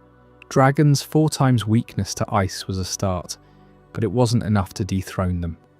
Their legendary status persisted, unchallenged, until a twist entered the fray. We're not there yet, but imagine a force that could charm away that raw might, turning myths upside down. As we wrap up this dive into the mythic beasts of ultimate power, you can see why dragons captivate us. They're the heartbeat of nature's fury, rare jewels in a world of wonders. Their stories from Rayquaza's aerial throne to the serpentine guardians of time and space remind us of humanity's awe before the elemental unknown. But hold that thought, because in the next chapter, Gen 6 and beyond, Fairy, TCG, and Stellar Innovations will uncover the game changer that finally challenged this reign, along with card game twists and stellar surprises that reshaped everything. You won't want to miss how it all evolves from here. Gen 6 and beyond, Fairy, TCG, and Stellar Innovations. In Generation 6, Pokémon took a whimsical turn with the introduction of the Fairy type, a category that feels like it was pulled straight from the pages of an ancient fairy tale. Did you know that before Kalos, dragons had been lording over the type chart for years, shrugging off attacks from nearly everything in their path? But then, along comes Fairy, armed with a purity that's equal parts enchanting and lethal, designed to humble those mighty beasts and restore balance to the Pokémon world. Picture this. You're in a misty forest, surrounded by glowing pixies and delicate ribbons fluttering in the breeze. That's the essence of Fairy, rooted in folklore where fae creatures embody charm, mischief, and an otherworldly grace. These aren't just cute additions, they're a nod to the classic tales of sprites and enchantresses who wield magic against the chaos of dragons. In Pokémon lore, Fairy represents a purifying force, something innocent yet powerful enough to slay the ultimate symbols of raw primal power. It's no accident that Fairy moves like Moonblast or Dazzling Gleam evoke sparkling illusions and ethereal lights, cutting through draconic arrogance with a smile. Take Sylveon, for instance. This elegant evolution isn't just a ribbon-wrapped powerhouse, it's a living embodiment of fae motifs. Evolving from Eevee through the power of affection, strong bonds with trainers, Sylveon wraps its feelers around foes, draining their energy while exuding that fairy tale allure. In the games, its lore ties into protective spirits from old myths, guardians who use charm to ward off evil. And then there's Clefable, the evolved form of Clefairy, often depicted dancing under the moon in hidden craters. Clefable's whimsical nature draws from lunar folklore, where fairies are said to frolic at night, singing songs that heal or hypnotize. But don't let the cuteness fool you. Clefable's metronome attack is a wild card of fairy magic, pulling random moves from the ether, much like the unpredictable whims of fae beings in stories. These Pokémon aren't mere battlers, they're storytellers in their own right, reminding us that purity can topple even the mightiest dragons. Why dragons, though? In the type chart, Fairy was Game Freak's clever counterpunch to Dragon's dominance, which had built up since Generation 1. Dragons like Rayquaza or Garchomp were untouchable, resisting fire, water, electric, almost everything. Fairy flips that script, hitting dragons for super effective damage while resisting their assaults. It's a lore-deep choice, echoing European legends, where knights and maidens use enchanted artifacts to defeat worms. Think of it as Pokémon's way of saying that charm and innocence have their place in the natural order, balancing the raw ferocity of types like Dragon or Dark. You can feel that purity in battles. A fairy's attack isn't brutal, it's elegant, like a gentle wave washing away corruption. But let's not get lost in the enchantment just yet. As we push beyond the core 18 types, things get a bit more meta. You've got the Pokémon trading card game, or TCG, which has always danced to its own tune with types that never quite made the leap to the main series. These TCG-only types, like colourless for starters, aren't part of the grand lore tapestry. They're more like clever card mechanics designed to keep gameplay flexible and fun. Colourless, for example, lets any Pokémon play energy without committing to a specific element, representing a neutral, adaptable force that's pure strategy rather than story. Then there are outliers like the old Darkness type from early TCG sets, which predated the official Dark type and focused on shadowy energies for promo cards. Or Recovery, a short-lived mechanic type that emphasized healing over combat. These aren't woven into the Pokémon world's mythology, the way fire evokes phoenix rebirths or ghost whispers of hauntings. No, TCG types are outliers, born from the need to balance deck building in a card game where lore takes a backseat to tactics. Imagine trying to force a deep narrative onto something as abstract as basic energy requirements. It's just not the same depth as the core 18's rich histories. The main series types draw from elemental forces, folklore, and nature's cycles, creating immersive worlds where Pokémon feel alive with purpose. TCG types? They're tools for the table, fun diversions that highlight how Pokémon evolves across media, but they lack that soul-stirring lore that makes you ponder a Pikachu's stormy origins or a Gengar's ghostly grudges. Contrast that with the core 18, and you see the difference starkly. While Fairy integrates seamlessly into battles and stories, think of how Xerneas, the life Pokémon, embodies Fairy's life-giving purity in Kalos Legends. The TCG types feel detached, like bonus features in a collector's edition. They've influenced fan theories and custom sets, sure, but they don't reshape the canon. It's a reminder of Pokémon's breadth. The video games build empires of myth, while the cards keep things light and accessible. If you've ever built a deck around a colourless powerhouse like a versatile Snorlax, you know the thrill, but it doesn't carry the weight of, say, a Dragonite's ancient sky-soaring epics. Now hold on, because as we venture into the beyond part of Generation 6 and later, Pokémon doesn't stop innovating. Enter the Stellar type, a modern twist that's less a traditional type and more a cosmic wildcard, shaking up the formula. Introduced in the Scarlet and Violet era, Stellar isn't one of the core 18.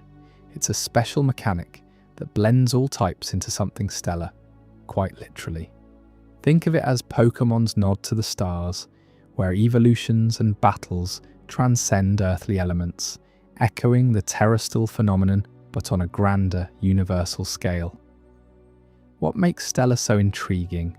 It's this idea of unity and diversity. In terrestrial, Pokémon can temporarily change their type to anything, crystallizing into a Terra-Jewel that shifts the battlefield. Stellar takes that further, creating evolutions or forms that fuse multiple type influences into a harmonious whole. Imagine a Pokémon like Terrapagos, the turtle at the heart of the Scarlet and Violet DLC, whose stellar form radiates a type that's effectively all types at once. It's not weak to anything specific, because it embodies the cosmos, drawing from every elemental force without being bound by one. This mechanic unveils a layer of lore where Pokémon connect to the fabric of reality itself, perhaps hinting at multiversal energies or ancient stellar beings that birthed the types we know. In storytelling terms, Stellar feels like the evolution of Pokémon's mythos. Just as Fairy brought folklore charm to counter dragons, Stellar introduces a sense of wonder about the universe. Terrapagos, for example, is said to have created the terrestrial phenomenon through its hidden powers, a lore thread that ties into creation myths. It's like the Pokémon world is expanding outward, from grounded elements like grass and ground to celestial innovations. Battles with stellar types force you to rethink strategies, Why specialize in fire when a stellar form can adapt on the fly, mirroring how stars forge elements in their cores? But let's dive deeper into how this plays out. Take the paradox Pokémon from Scarlet and Violet. Some future forms have stellar vibes, blending ancient and futuristic tech with type fluidity.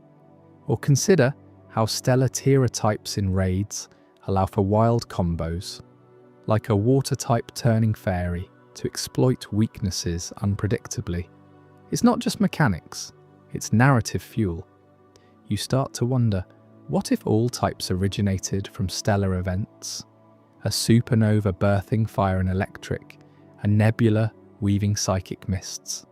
Game Freak uses Stellar to tease these possibilities, making the lore feel alive and evolving, much like the Pokémon themselves. And speaking of evolution, stellar innovations push the boundaries of what a type even means. In previous generations, types were rigid: dragon for mythic power, steel for unyielding industry. Now with Stellar, they're fluid, cosmic. It's a twist that rewards long-time fans who remember the type chart's tweaks over the years. Remember Gen 2's Dark and Steel shaking things up? Gen V's Fairy slaying dragons? Stellar is the next leap, blending everything into a stellar symphony. You'll see it in competitive play, where a well-timed stellar shift can turn the tide, or in the story, where characters grapple with powers beyond comprehension. Of course, this doesn't dilute the core 18, it elevates them. Fairy still charms with its dragon-slaying purity, Clefable still dances under moonlit skies, and TCG types remain quirky side notes for card enthusiasts. But Stellar invites you to dream bigger. Have you ever paused during a battle, staring at a shimmering Tera crystal, and felt that rush of infinite possibilities? That's the magic. It's Pokémon saying the adventure never ends. Types are just the beginning. As we wrap up this look at Generation 6 and beyond, from fairies enchanting folklore to the stellar surprises redefining battles, one question lingers. How do all these types interact in the grand design? That's exactly what we'll uncover in the next chapter, the Eternal Type Chart, where the weaknesses, resistances, and hidden synergies come alive in ways that'll blow your mind. You won't want to miss how it all connects. The Eternal Type Chart.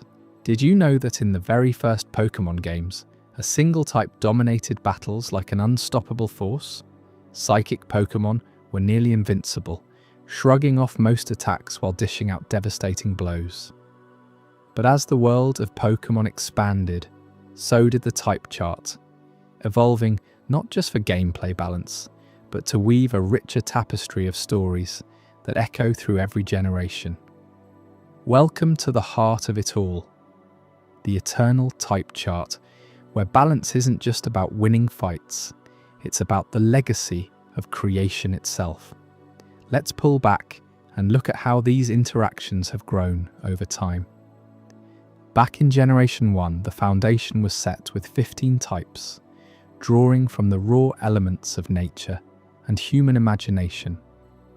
Normal stood as the everyday hero, weak to nothing but vulnerable to the spectral touch of Ghost. Fire roared in with its destructive fury, melting steel and ice while fueling themes of rebirth, like a phoenix rising from ashes. Water flowed endlessly, adapting to every terrain, dousing flames and eroding stone. Electric sparked with raw energy, paralyzing foes in storms that mimicked lightning's unpredictable wrath.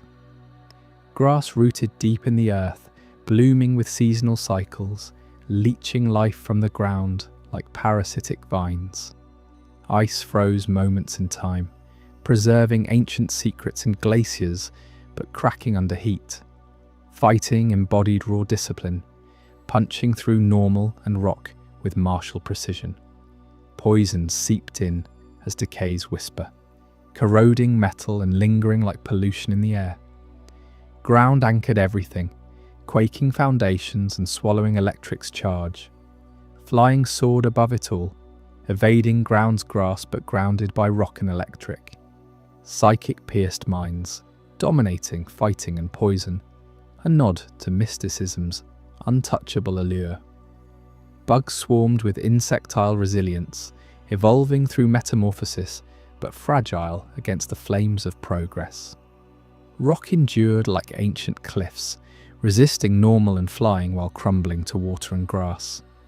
Ghost haunted the edges, bypassing psychic's defenses in a chilling twist, and dragon loomed as the mythic pinnacle, immune to its own wrath, but felled only by ice in those early days. These weren't random matchups. They formed a web of rivalries and alliances that told stories right from the start. Think about Charizard versus Blastoise. That classic fire-water clash isn't just a battle, it's the eternal dance of destruction and renewal.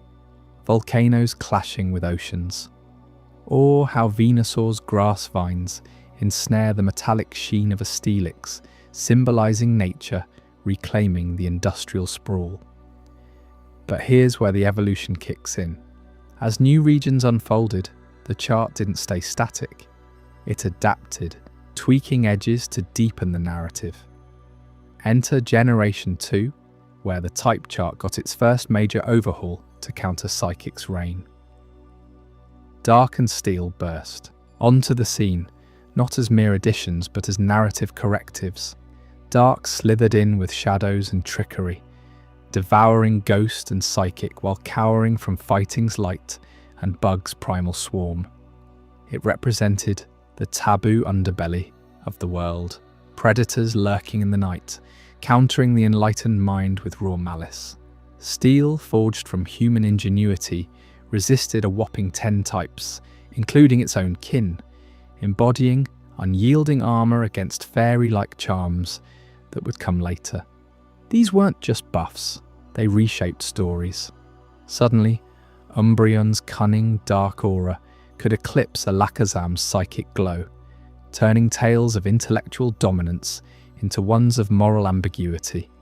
Steelix burrowing through mountains now shrugged off Dragon's fury, allowing ground stability to stand tall against mythic beasts.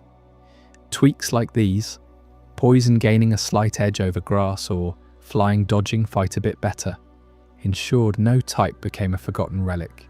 They kept the ecology alive, where every Pokémon had a niche, a predator, a prey. Fast forward through generations 3 and 4, and the chart refined itself subtly.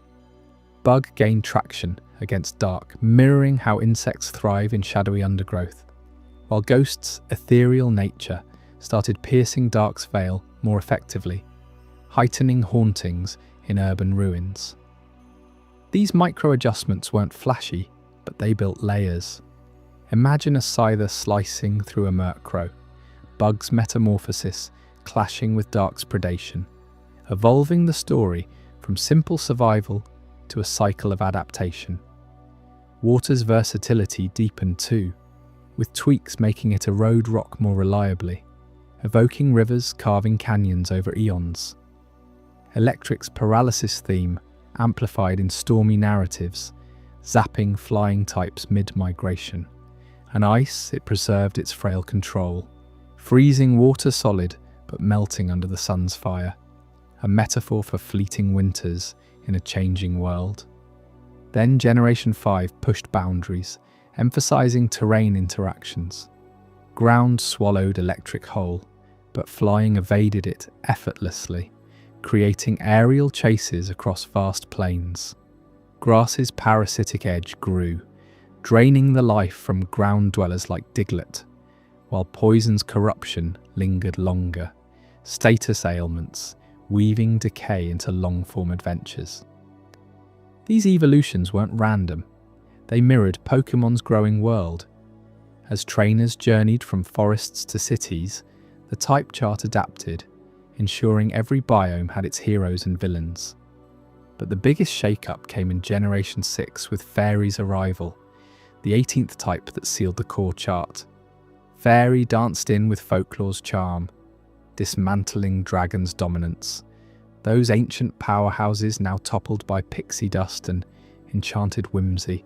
It resisted fighting and dark, embodying purity against malice, while succumbing to poison and steel, as if corruption and industry could tarnish magic. This wasn't just balance, it expanded the mythos. Sylvian's ribbons could unravel, Garchomp's draconic rage, turning epic beast sagas into fables of light overcoming shadow. Tweaks followed. Dragon lost its edge against steel.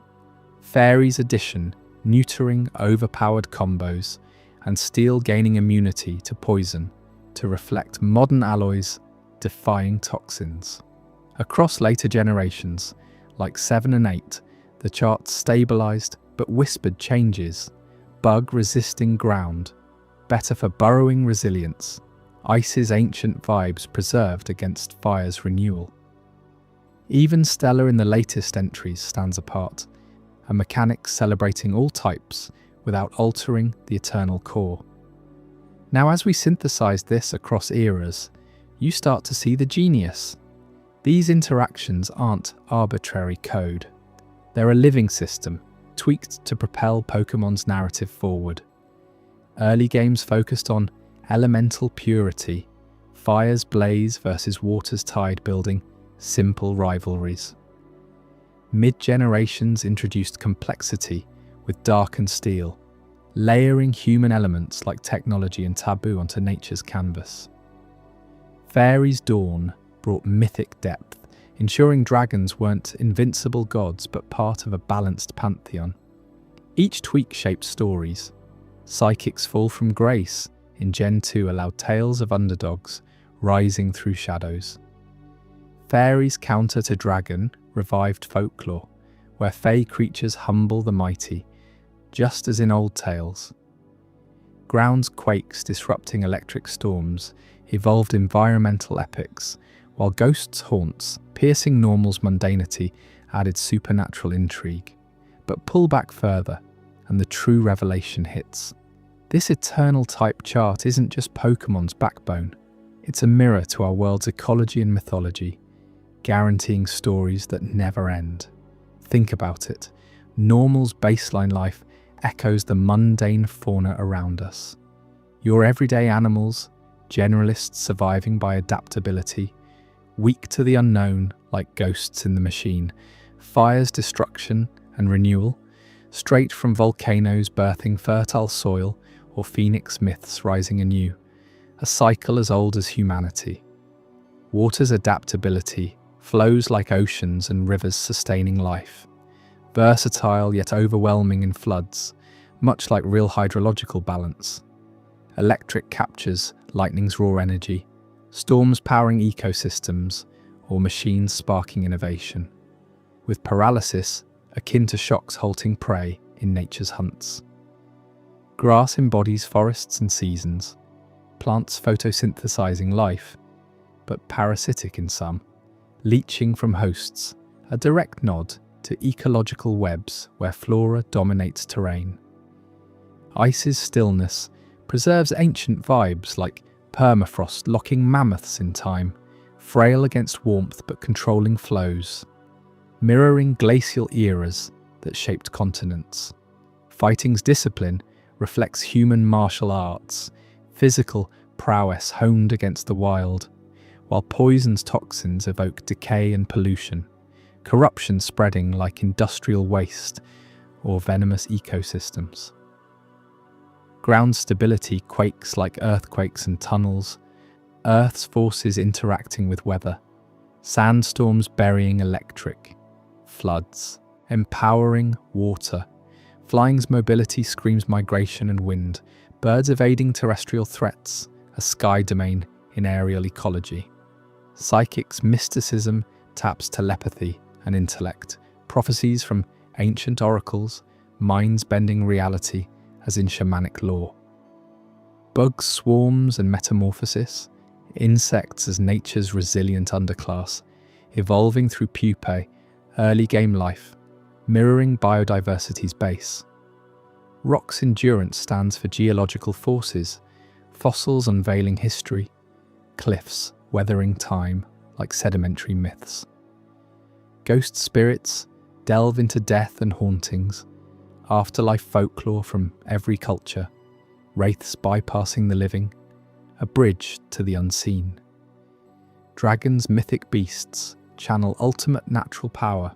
Rare legends like eastern serpents or western worms, symbols of elemental mastery.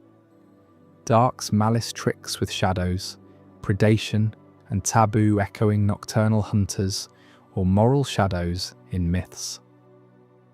Steel's armor and industry, forged resilience against nature's fury, technology motifs from golems to mechs, defying decay. And fairy, pure folklore fae, charming nature magic against dragons, purity clashing with beasts, in tales from Celtic cedar to enchanted woods. Together they form an ecological symphony, predators and prey in balance, like lions versus zebras, or bees pollinating flowers while dodging birds. Mythologically, it's Zeus's thunder versus Poseidon's seas, or Loki's tricks undone by Freya's charms. These mirrors ensure endless potential. Every battle a microcosm of life's struggles, every type combo a chapter in an unending saga. You feel it, don't you? That rush when a well-timed type advantage turns the tide, not just in game, but in the story you're living. The tweaks across generations weren't fixes. They were evolutions, keeping the chart eternal by reflecting our world's messy, beautiful balance. Ecology teaches us interdependence. No type stands alone, just as no species does. Mythology gifts us archetypes, dragons as chaos tamed by heroes, poisons as trials overcome. As we wrap this journey through every type's lore, imagine what's next. New regions might tweak the edges again, perhaps amplifying Stella's all-encompassing glow or introducing echoes of forgotten myths.